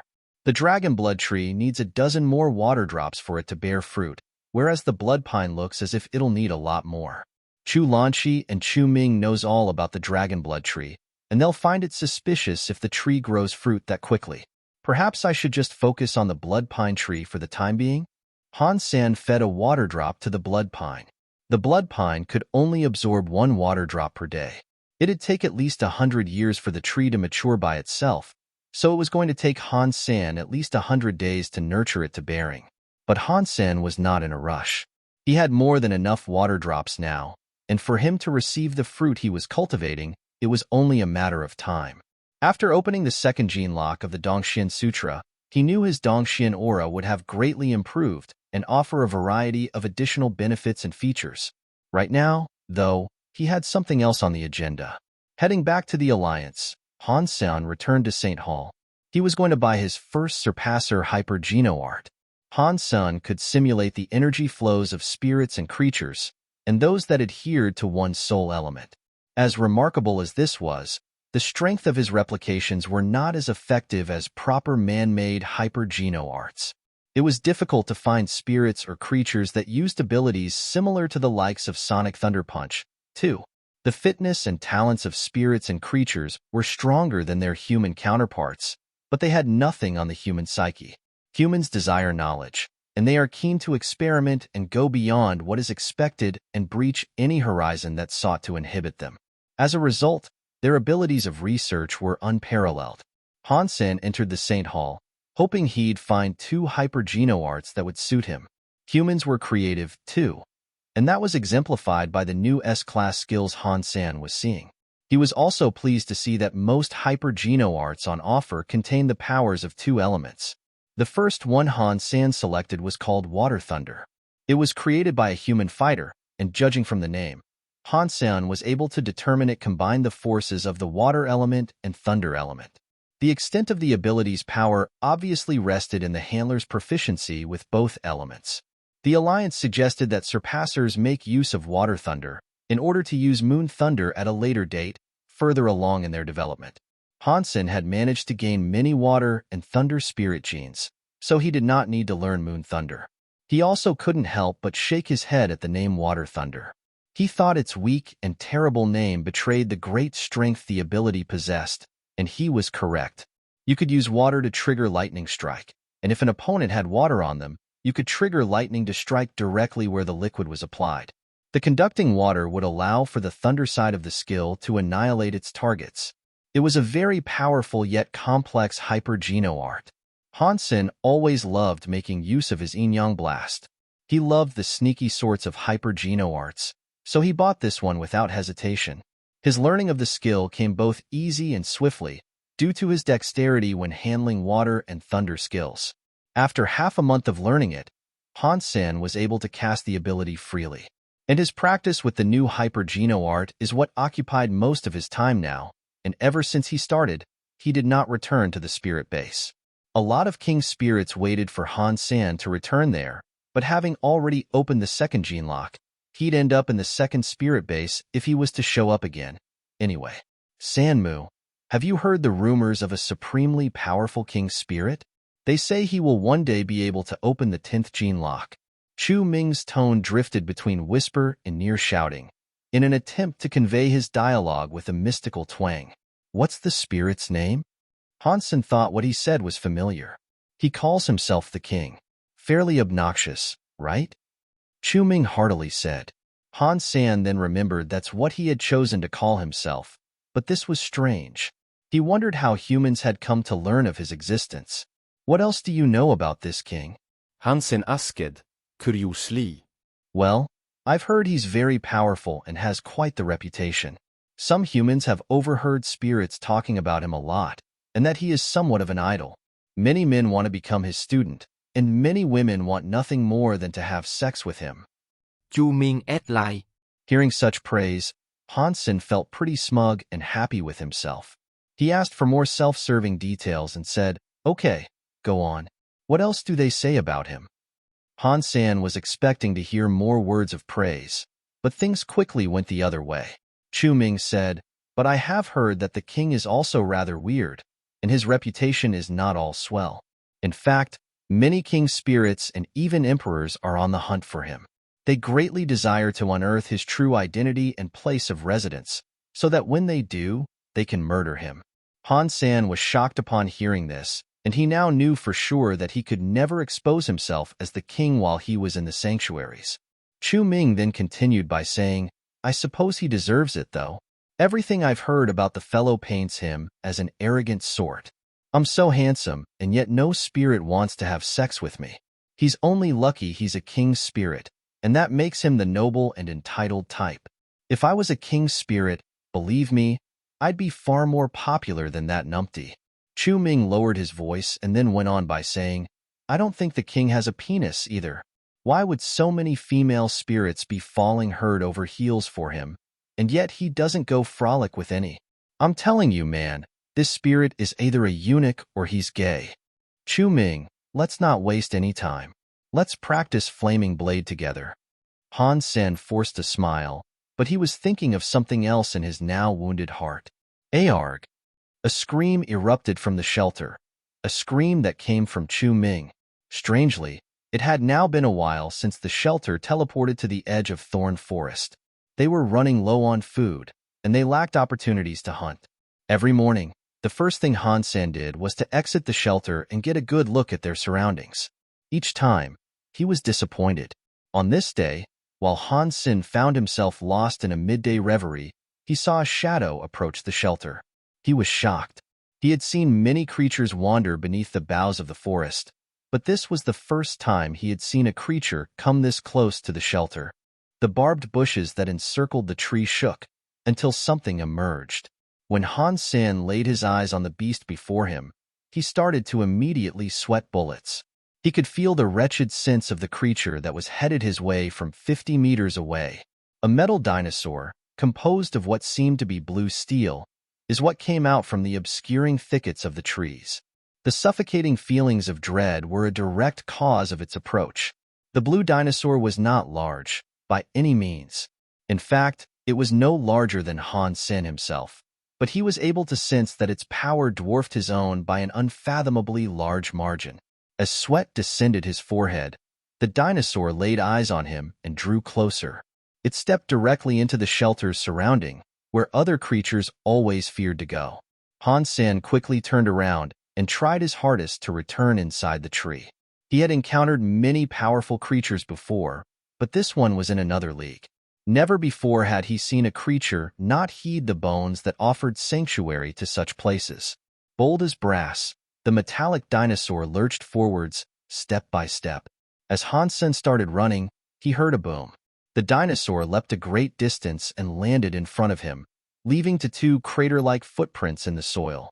Its speed was incredible. Casting his Dongxian Sutra, a vast amount of energy began to generate inside his kidney. Then, he used arrow to try and fly away from the menace. Just as Han Sen moved, the dinosaur opened its mouth, and then, a horrible power came into contact with his back, one that pulled him back down to the ground. Fortunately, the dinosaur only took hold of Han Sen's armor. The creature did not injure him. He stood up and fell back a few steps. Then, the dinosaur jumped behind Han Sen and bit the back of his armor again, keeping him close. Strangely, it did not hurt Han Senator. All it did was pull him back and keep him close. Is this thing playing a game with me? Will it devour me when it gets tired? Han Sen tried his hardest to run away and escape, but every time he did, the dinosaur stayed his flight. Han Sen knew he had to continue hiding his super spirit mode, and if he had to use it, it would only give him 3 seconds. If he decided to use it, he had to ensure he would not miss any strike he sought to deliver. With the dinosaur engaged in its game, Han Sen was first going to wait and see how long this would go on before doing something. He'd bide his time, and when that time was right, he'd use his Super King Spirit Mode to ensure an escape. Han Sen was currently unsure whether or not it was a sacred blood or a super creature he was facing, but regardless of what it was, he knew he lacked what was necessary to triumph over it. Getting pulled back over and over again, the dinosaur seemed to be getting annoyed. It grabbed Han Sen and did not let him go this time. Is this it? Is the fun over? Is it going to eat me this time? Han Sen prepared himself to cast Super King Spirit Mode, but the dinosaur merely reached out its talon-laden hands and presented a green fruit to Han Sen. The dinosaur seemed as if it wanted to give it to Han Sen. Han Sen froze, unsure whether or not he was reading the situation correctly. This was not the time to be making mistakes. After all he did was stare, alternating his gaze between the fruit and dinosaur. Seeing Han Sen not have a reaction, the dinosaur roared. It really did seem as if the creature wanted to give it to him for free. Is that for me? Han Sen pointed at the green fruit and then himself, using gestures to illustrate his vocal question to the queer beast. The dinosaur roared. It was obvious it desired Han Sen to have it. You're not going to try and fatten me up first, before dining on me, are you? Han Sen gave a side-eye to the dinosaur. But the dinosaur, getting frustrated with Han Sen's mistrust, pushed him. Thank you. Han Sen accepted the green fruit from the dinosaur. The dinosaur, seeing him take it, let out a happy cry. It put its head in front of Han Sen and then licked his face. Han Sen wasn't sure what to think, having been drenched in its saliva. He was at least comforted by the fact the creature looked happy.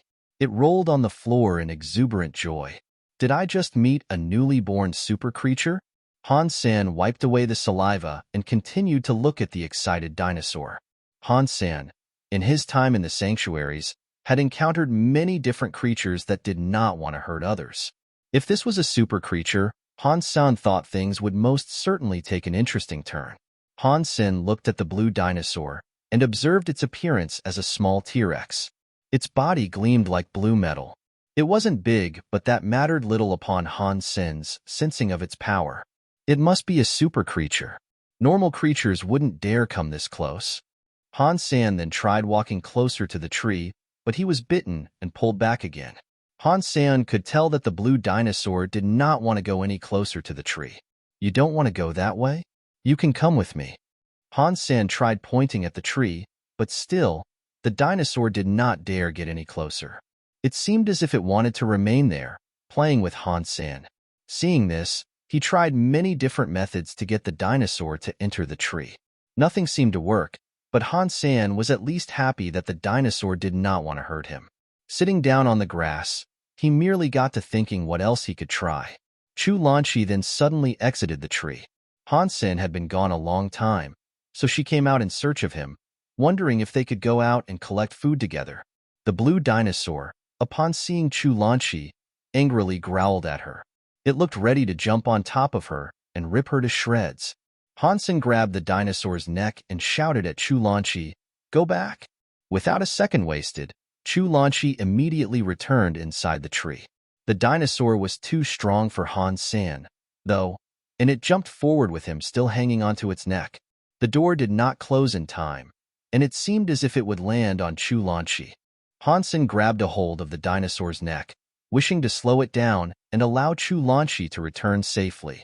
But the dinosaur was too powerful, and when it leapt towards the open door, it fell through into the shelter. Boom!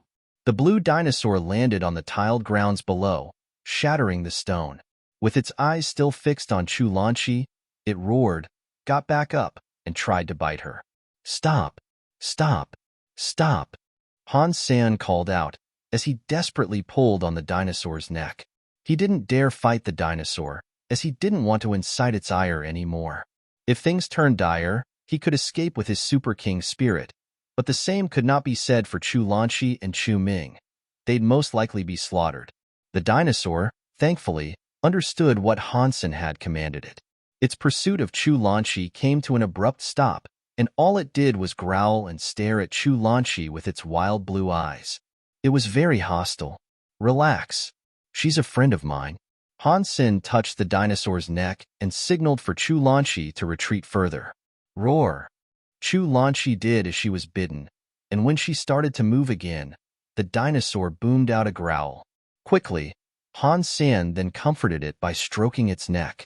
Fortunately, it did not resume chasing Chu Lanshi, following its threatening cry. But Chu Lanshi had to stop moving to get it to calm down, and so she waited for another signal from Han Sen before proceeding with her retreat.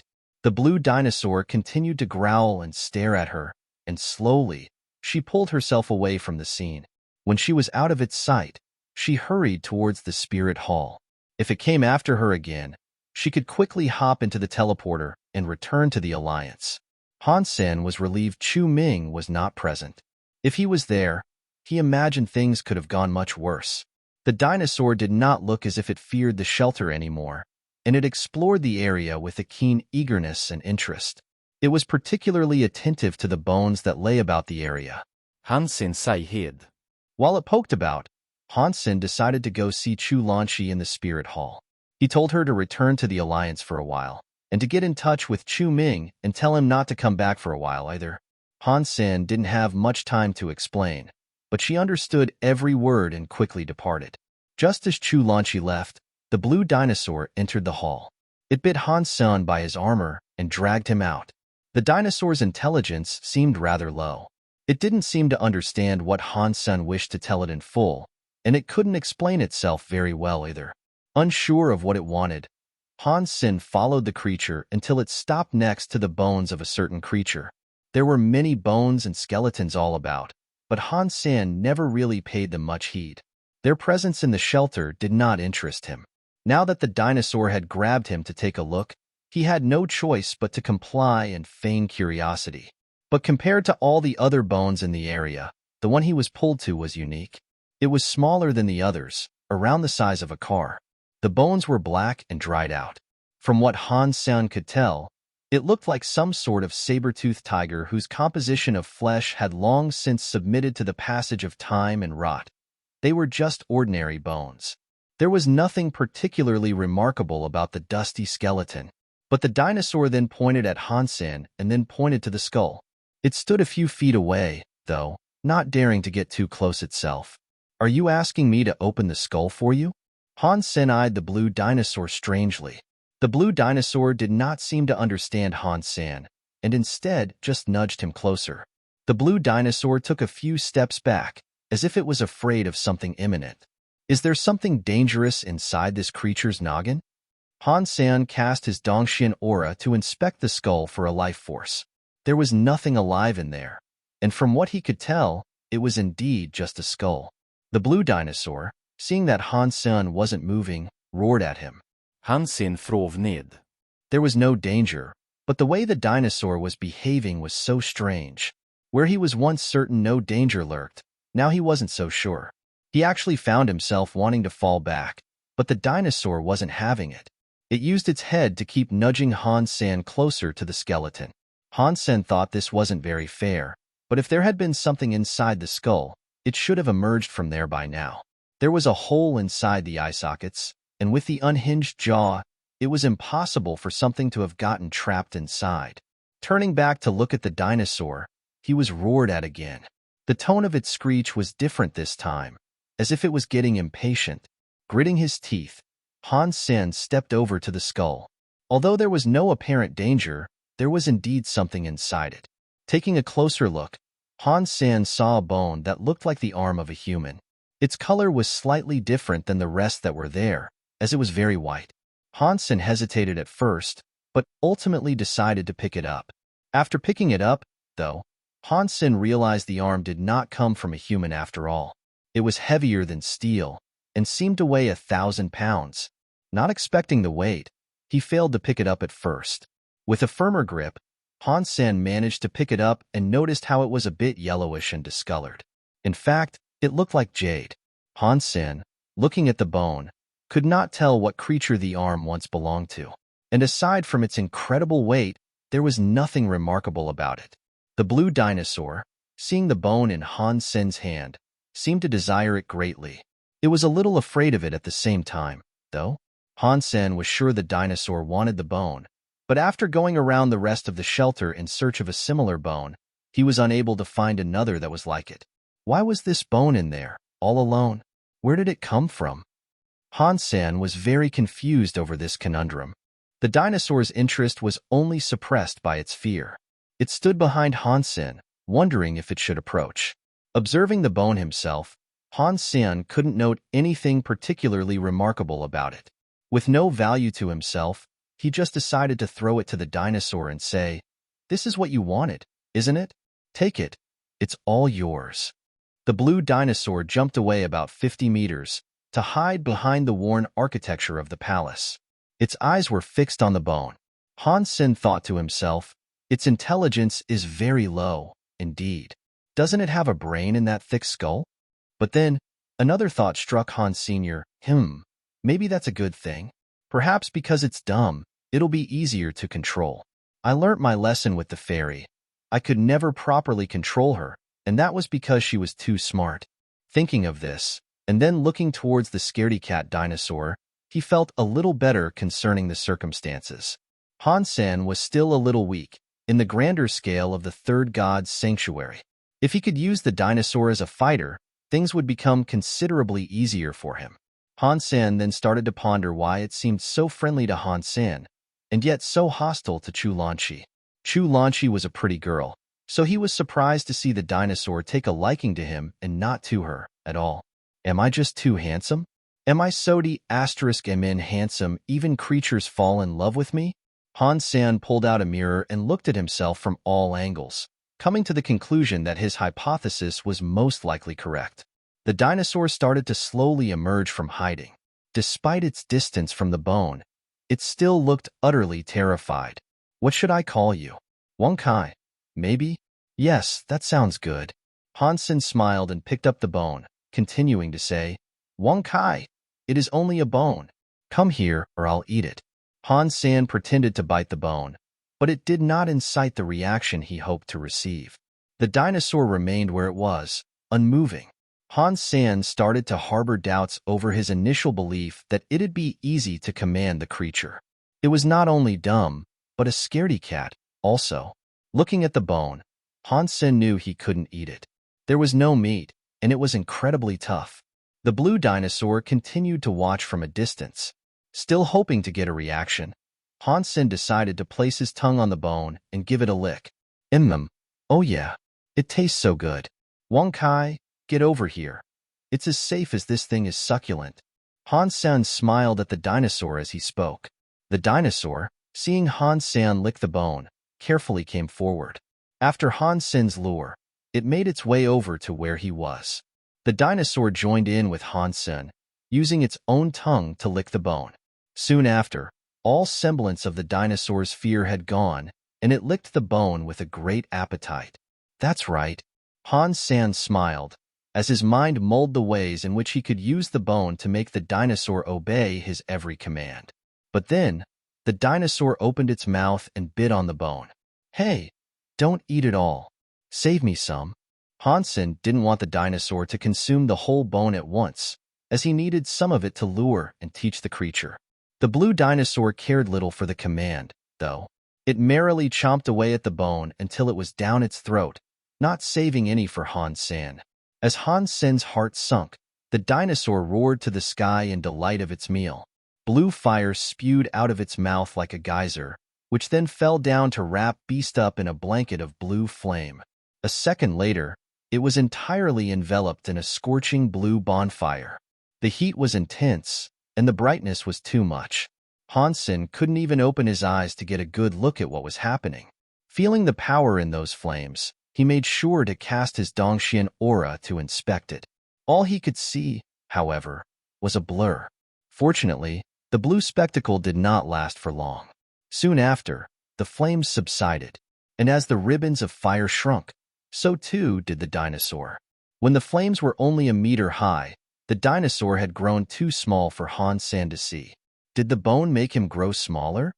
Han Sen looked at the solemn blue flame, wondering what happened to the dinosaur. The flame now faded, as well. When it was 20 centimeters high, he spotted a blue metal ball as the source of the fire. It was around the size of a fist, Taking a closer look, Han Sen observed that it was more of an egg shape than an actual circular ball. When the blue flame vanished, the blue egg remained where it had been on the ground. Did it evolve, maybe? He wasn't sure whether or not the dinosaur was a super creature, as he had never seen a super creature evolve before. One guy. Are you in there, buddy? Han Sen squatted down to ask the ball, but he received no response. Picking up the egg, Han Sen tried to give it a squeeze and feel if there was something in there. He couldn't discern what the item was. He couldn't feel the beat of a heart, and his Dongxian aura only presented him a blurry image. Is it evolving, or is it being reborn? Han Sen wasn't sure, but he knew he wouldn't be seeing his blue dinosaur again for some time. There was no life inside the egg, so whatever was in there was most likely yolk. Should I cook it? Han Sen wondered, with a sinister grin. As tasty as it might have been, Han Sen dropped the thought. If it was actually evolving, whatever came out of it would likely be incredibly powerful. Eating it would be a waste. In comparison, I guess I should keep it for now. It'll be pretty cool if it is actually a super creature. Han Sen stroked the egg and then said to it, Wang Kai, you better come out of this thing soon, okay? I need to put you to work. I need you to help me kill creatures. Don't be lazy. Han Sen pocketed the egg and then decided to return to the Alliance. He told Chu Lanshi and Chu Ming that the dinosaur had gone. The two of them returned to the sanctuary, but there was nothing much for them to actually do there. All the three of them could ever do was exit the shelter and check whether or not they were at the edge of Thorn Forest. If they were still deep in its prickly depths, they would simply return to the Alliance. Han Sen followed mostly the same schedule, but he preferred to visit the second spirit base instead. After opening his second gene lock, Han Sen noticed his super spirit mode was considerably more powerful. While this was advantageous for a number of obvious reasons, there was a certain drawback that weighed on his mind. This mostly stemmed from the fact that his fitness hadn't risen to coincide with the second gene unlock. With an even greater burst of strength, using super spirit mode could very well last even less time than it had before. So Han Sen continued practicing the Dongxian Sutra, wanting to fill up his Geno points. But from his current locale, his options were limited. He had to wait for the shelter to arrive at the edge of Thorn Forest before going out to hunt and obtain meat. All he could do for now was harvest spirit Geno points to bolster his elemental powers and resistances. Han Sen fancied obtaining space and time Geno points in particular. They were incredibly rare, though, and he had only managed to obtain one space point in his entire time in the spirit base. That one point came from the King of Truth. The King of Truth was a king-class spirit.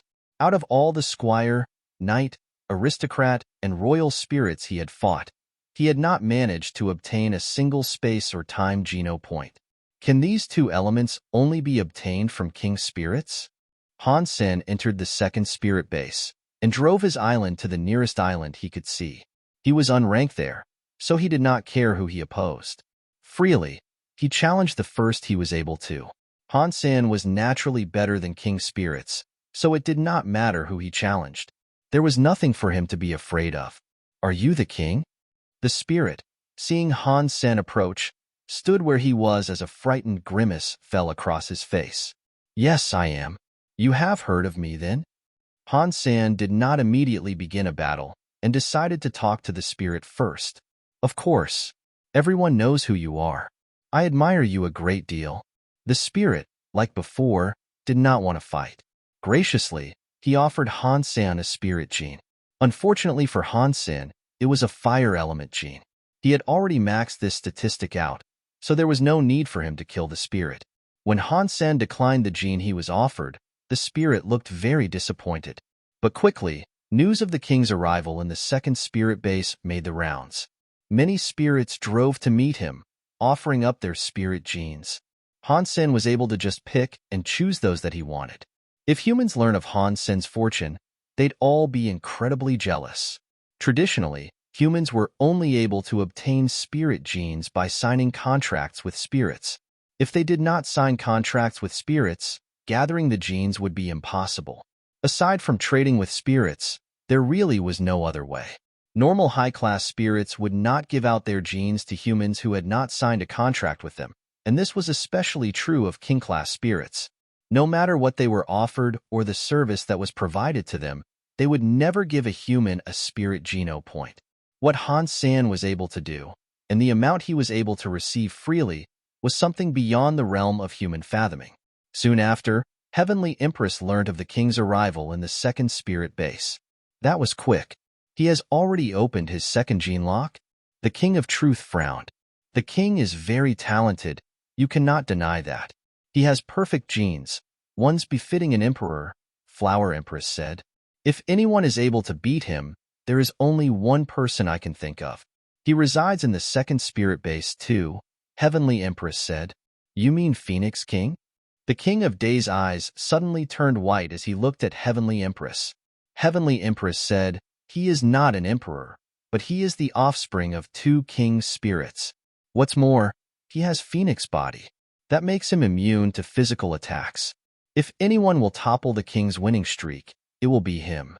Phoenix King's personality is so strange, though. He is always alone, and he is tremendously difficult to talk to, Flower Empress commented. I know him well. Perhaps I can convince him to challenge the king. Heavenly Empress was confident in his abilities. That is great news. With Phoenix King around, the king is dead. God, I wish I knew where that conniving spirit stone is. I'd crush it beneath my boots. The King of Day said spitefully. He hated Senator Han Sen, had taken one of his king's spirit genes and kissed the girl he had long had a crush on. Even if we knew where his stone was, we couldn't destroy it. Do you really think you have what it takes to find it, grab it, and smash it, all before this emperor? Flower Empress said.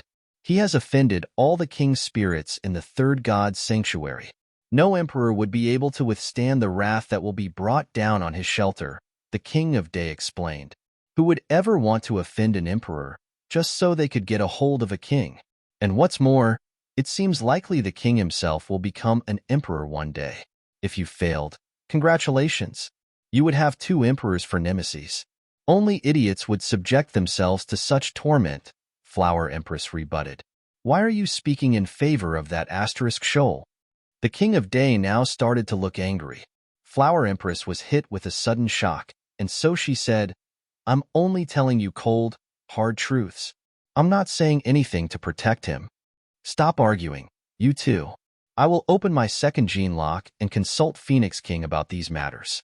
What will you all do? Heavenly Empress inquired. I'm going to watch him get killed, the King of Day said. Me too, Flower Empress concurred. The King of Truth merely shook his head, saying, I can't open my second gene lock, so I will not come. Then let us return and practice. I will invite Phoenix King to come over. Heavenly Empress stood up. Then, she approached Flower Empress and said, Let's go together, and it'll help if I can receive some flower liquid off you.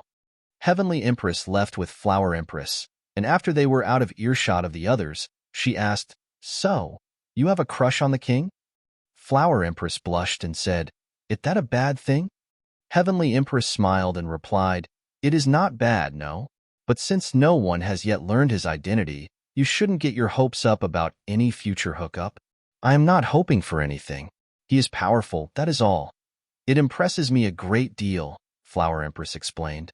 That's good then. Heavenly Empress smiled and did not say anything else. Han Sen spent his days in carefree merriment. He amassed large swathes of spirit genes, with little to no effort.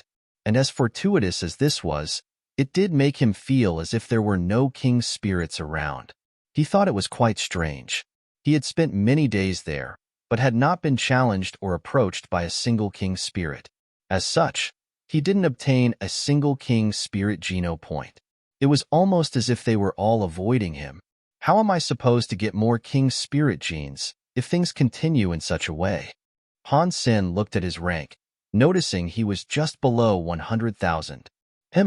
If you don't seek me out, then I will seek you out. Han Sen sent away the spirits that crowded around him and drove off on his island. As everyone wondered what he was up to, Han Sen went off in search of spirits that were of a higher rank than him. Han Sen hid his life force with Dongxian aura, so that no one would know he was coming. When he neared a spirit, he challenged his desired opponent quickly. He raced towards anyone who had a higher rank than him, and when his rank was nearing the realm of numbers populated by king spirits, he stopped. The top 100 must be king spirits. If I kill them one by one, I will be able to obtain 100 king spirit genes, Han Sen cleverly mulled. He had heard that the top 100 were mostly comprised of king spirits, and since they could not decline his request for challenge, he planned to kill them sequentially. Han Sen came across a spirit that was rank 127. The spirit's name was Storm King. Without any warning, Storm King found himself challenged and immediately dragged into combat. Storm King had opened his second gene lock, but after a couple of punches, he was killed. From the spirit, Han Sen received a win geno point. After that, he found another 2 king spirits. Following their deaths, he obtained 2 more fire geno points. Although he skipped a few ranks between them, there was nothing he could do about that. He tried his best to find spirits that were as close as possible to his rank, but he absolutely avoided those that were 100 or below. All of a sudden, he caught sight of a few islands that were headed his way. It was Flower Empress and the King of Day. With them was another woman's spirit he had seen before, but not been introduced to. There was also a person he had never seen before. The male spirit was blonde, and he had fiery, phoenix-like eyes. He looked noble, as if he was stuffed rigid with pride. When he approached Han Sen, he did not even look at him. All the spirit did was talk with one of the empresses. Looking at his statue, Han Sen noticed that his number was 1. That meant he was the greatest and most powerful spirit in the entire spirit base. The king, do you dare challenge Phoenix King? The King of Day coldly proposed. This is Phoenix King? Han Sen looked at the blonde man. Yes, I am. Now cut the crap and fight me. Phoenix King looked on Han Sen with disdain. What Phoenix King said wasn't personal. He behaved this way to everyone. He was particularly rude when he wanted a challenge with others. Oh my god. This is going to be one H**l of a show. Phoenix King's body is indestructible, or so I have heard. Does the king have what it takes to defeat such a foe? Such a fight will prove, once and for all, whether or not the king is invincible. Phoenix King cawed loudly like a bird, drawing the attention of all the spirits that were near. Growing excited, they all drew near. Han Sen squinted. It was like he did not even hear what Phoenix King had told him. Then, Han Sen drove towards one of the islands that was approaching. The spirit he was headed for was called Lightning King. The spirit had a rank of 119. When he saw Han Sen coming his way like a rabid dog, though, it was too late for him to turn tail and flee. He was only going to watch the fight that was supposed to transpire, but in a flash, the king had leapt onto his island with a bloodlust. The king, are you afraid of Phoenix King? Flower Empress skjuted at Han Sen. It's nice to see you again, Flower Empress. Have you come here to make good on what you owe me? Han Sen smilte her. She blushed and was robbed of all the words she had intended to taunt him with. The king, why are you running away from Phoenix King? If you are afraid, just admit it. We won't force you to challenge him, the King of Day said in a sarcastic tone. I can kill that wimp with ease, but I'm not in the mood today. Perhaps another time? Han Sen said, then attacked Lightning King. Lightning King stood no chance against Han Sen, and he was swiftly destroyed. After receiving his Thunder Geno point, Han Sen cruised off on his island, casually. He blatantly ignored Phoenix King and the challenge that was proposed. How obscene. He said it would be easy, but then he just ran off. The spirits were frozen. After viewing the peculiar spectacle, Han Sen avoided Phoenix King because he wanted to collect King Spirit genes from the lower-ranked King Spirits first. All the spirits believed the king was too afraid to battle Phoenix King. They also believed Phoenix King was the only one who could beat him. The King of Day proclaimed the king to be a cheap asterisk shoal, who would only bully and compete with those who were obviously weaker than he was. Han Sen's behavior had disappointed many spirits, and their enthusiasm for the king waned significantly. Most spirits tended to avoid him, and none were quite as willing to part with their spirit geno points as they had been. Of course, Han Sen cared little for how they felt. Right now, he had a goal, and he wished to see it through. Therefore, he spent all his time on hunting down king spirits in sequential order. After killing a few, though, Han Sen had a considerable amount of difficulty locating others. The spirits he sought were no longer entering the spirit base. The king, quit your search. Unless you fight Phoenix King, none will allow themselves to be fought by you, Heavenly Empress said. Flower Empress looked at Han Sen with disappointment. She had admitted to the crush she had on him, but she was now feeling foolish for thinking too highly of a spirit who was now viewed as a scaredy cat. It looks like they've thrown a wrench in my hunting plans. Han Sen sighed, thinking he could have collected many more Geno points first. Now, aside from Phoenix King, there'd be no one else to fight. You are obscene. Challenge him, if you have the balls. The King of Day said. Han Sen looked at him and said, Fine, I'll challenge you. You are obscene. Challenge Phoenix, not me. The King of Day shouted. To this, Han Sen smiled and said, You're like a broken record, and all this proves is that you're weak. I must have been mistaken, believing you to be quite the character. I can't believe you just admitted to being weaker than me. You. The King of Day's face turned green. Han Sen looked at Phoenix King on his island and said, Do you really want to fight me that badly? You are not qualified to be my opponent, so I was merely hoping to teach you a lesson, Phoenix King coldly said. Well said. Han Sen låg head. All the spirits in the vicinity frowned. Phoenix King had sought to mock him, yet Han Sen had complimented him for the jest and laughed in his face. Han Sen looked at Phoenix King and said, If you really think you can teach me a lesson, would you like to make this a proper fight? One in which we gamble our self-Geno points? All of them. Everyone was shocked upon hearing this. If this was true, it would be a long fight. The fight would last until one side had maxed out their Geno points, or the other side ran out of them. There was no cap to how many self-Geno points a person could have, but Han Sen could only have 100 spirit Geno points. The only exception to this was if Han Sen signed a contract with Phoenix King. In that case, he could gather as many Phoenix Geno points as he wanted. Of course, Han Sen wasn't willing to sign a contract with Phoenix. Therefore, the max amount he could receive was 100. That's just what I was hoping for. Phoenix King agreed without hesitation. He did not believe Han Sen could beat him, so he accepted the death match. Haha, you really think the terms of this fight would scare off Phoenix? Let's see how many self-Geno points you'll have left by the end of this fight. The King of Day was tremendously excited. Both empresses did not speak, for self-fights were too serious. No one had many self-Geno points, and losing a large amount of them was a terrible misfortune to befall anyone. They were surprised at Han Sen's suggestion of making it a self-fight. What they did not know was that Han Sen only had 2 self-Geno points. At the most, he could only lose 2. Han Sen wanted to increase his number of self-Geno points, but until now, he had not known how. They would never have guessed Han Sen only had 2 self-Geno points. Han Sen sent out his self-fight request, and Phoenix King spared no time in accepting it. A fight such as this attracted the viewership of many spirits. The king is having a self-fight with Phoenix King? Oh man, he is insane. Phoenix King has Phoenix body though. The king is going to get murdered. I wonder what element the king's genes are. I hope Phoenix doesn't have any of the element he has, so he can receive every last one. Yep. We have yet to see the king lose, so it is still unknown to us what element he has. It must be very powerful, no matter what it is. Don't worry, mate. We'll find out soon enough. Because Han Sen had rejected the fight before, they still believed the king did not have what it took to beat Phoenix. Han Sen slowly walked to Phoenix King's island and said, Looking at you makes me feel sleepy. It's too late for regrets now. Phoenix King blasted. Oh, I have no regrets.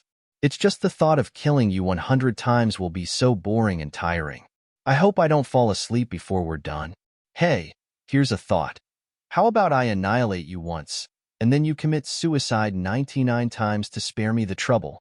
Han Sen said, with a surprisingly serious tone of voice. Ridiculous. Hearing what Han Sen said, the King of Day could do nothing but scoff indignantly. Phoenix King took the jive calmly, though. He was not swayed by what Han Sen said, and merely responded, This is good. Perhaps that is what we should do. Of course, the reality will be the reverse. I kill you, and then you proceed to kill yourself 99 times. Okay, then it is settled. Han Sen smiled as he let out a holy light that enveloped him. Phoenix King's body kicked up a blaze of golden flames instead. The shadow of a newly arisen phoenix could faintly be seen behind the curtain of fire that wreathed the spirit. The array of tall flames was a mesmerizing sight, like a fountain of molten gold. Phoenix body sure puts the envy into all who look upon it, the King of Day said, not even attempting to hide his own jealousy of the power. Each member of the audience of spirits had their mouths agape and eyes wide. They felt pride in being allowed to witness the casting of Phoenix body. Phoenix King had spent many years in the first and second spirit bases. He had never lost once, and he was a supremely powerful spirit. Han Sen looked at him and merely swung his fist. Phoenix King threw a fist of his own in retaliation. The gold flames that surged around his fist turned into the shape of a fireborn phoenix, and it carried the knuckles forward with tremendous force. Boom! Han Sen's fist collided with the phoenix and broke it. His fist did not stop there, however, and onwards it went. His fist surged through the air and walloped Phoenix King. The bird and the flames that surrounded Phoenix King were shattered by the mystic power that fueled Han Sen's fist. But in the next second, the golden flames tightened around Phoenix King's body and were renewed like the summoning of fiery armor. He was undamaged, as if he had not suffered the power of that punch. Phoenix King is good, but there's no denying how powerful the king is, too. Did you see his phoenix shape shatter? Heavenly Empress commented. The King of Day was happy, and he said, "Ha! Even the king's power is null against Phoenix King. The king is done for this time." Flower Empress wore a complicated look and clearly waged an internal battle of conflicting opinions. She wanted the king to lose, but not grievously. She almost wanted him to win. Han Sen did not relent in his attacks. Fist after fist hammered against Phoenix King's body, and while each time the fires were quelled, they'd be reborn to protect their caster before another fist could land. No matter how much power Han Sen put into his attacks, Phoenix King shrugged each of them off. Still, no damage was dealt to the Phoenix body. Phoenix King merely stood there, not even attempting to dodge Han Sen's attacks. He looked at his opponent with disdain, as punch after punch was thrown against him. "It's useless. You cannot harm me. Suicide now, and save us all the trouble and wait," Phoenix coldly said. Han Sen smiled at Phoenix in return, saying, "I'll admit I'm impressed. That's a fire element skill, right? Don't compare the grace of my phoenix body with that of ordinary fire. Mine is a holy flame. It is pure and it is ultimate." Phoenix's face was stuffed with gross pride as he spoke. The spirits that watched the fight looked on him in admiration. They were in awe of Phoenix body's might. Han Sen laughed and said, "You make it sound unbeatable, but we all know everything has its weakness. Fire is fire, and fire doesn't get along with water too well." "You don't control the powers of water, boy," Phoenix said with a mocking tone. The water element was still harmless against Phoenix King. Ordinary watery attacks were not able to suppress the flames of the Phoenix. The King of Day joined in on the mocking and said, "Cut the crap. Even if you did wield water elemental powers, they would do nothing. Stop wasting our time." Han Sen ignored the King of Day and continued to focus on Phoenix King. He said, "Who told you I'm not attuned with the element of water?" Han Sen reached out his arm and opened the palm of his hand. Frosty air was summoned to encompass it, and it grew stronger and stronger into a fierce blizzard, until it eventually consumed him. "I thought he was physical only?" Everyone was shocked at this revelation, unable to believe Han Sen was using the power of ice. Was he hiding his true power after all this time? I mean, he was already beating each and every one of us he faced. Even the King of Day was taken aback. No. "This is not his true power. It actually seems weaker," Heavenly Empress stated. "You mean to say that power doesn't actually belong to him?" Flower Empress asked. Phoenix King looked on Han Sen with disdain, saying, "This power does not belong to you. You cannot make it effective. Not even this power can bring me harm." "Really? Then are you willing to accept one of these punches?" Han Sen did not wait for a response and simply threw a fist out towards Phoenix King. The icy powers were learnt from Little Fairy in the second god's sanctuary. He had only opened its first gene lock, so it was indeed weaker than what it could have been. It was visibly so, in the eyes of others. Han Sen knew Little Fairy's powers were special, but he planned on doing more than just using her powers. He had more than a few aces up his sleeve. Almost at the same moment, Han Sen simulated Little Silver's power. The frosty air crackled with the charge of brutal electricity, not too unlike the water thunder skill he had just learnt. Han Sen's fist was shrouded in biting clouds, the same clouds that masked much of his body. Phoenix King's power and speed were not as good as Han Sen's, so the spirit's Phoenix Flame attack could not hurt him. They had been at a stalemate, in which Han Sen could not be damaged and Han Sen could not damage the spirit with his holy light. Thus far, Phoenix King had only been so cocky and boisterous because of the Phoenix body talent he possessed. He had an indestructible body, and he wanted people to know that. Boom! Han Sen's fist collided with Phoenix King's fire-wreathed body.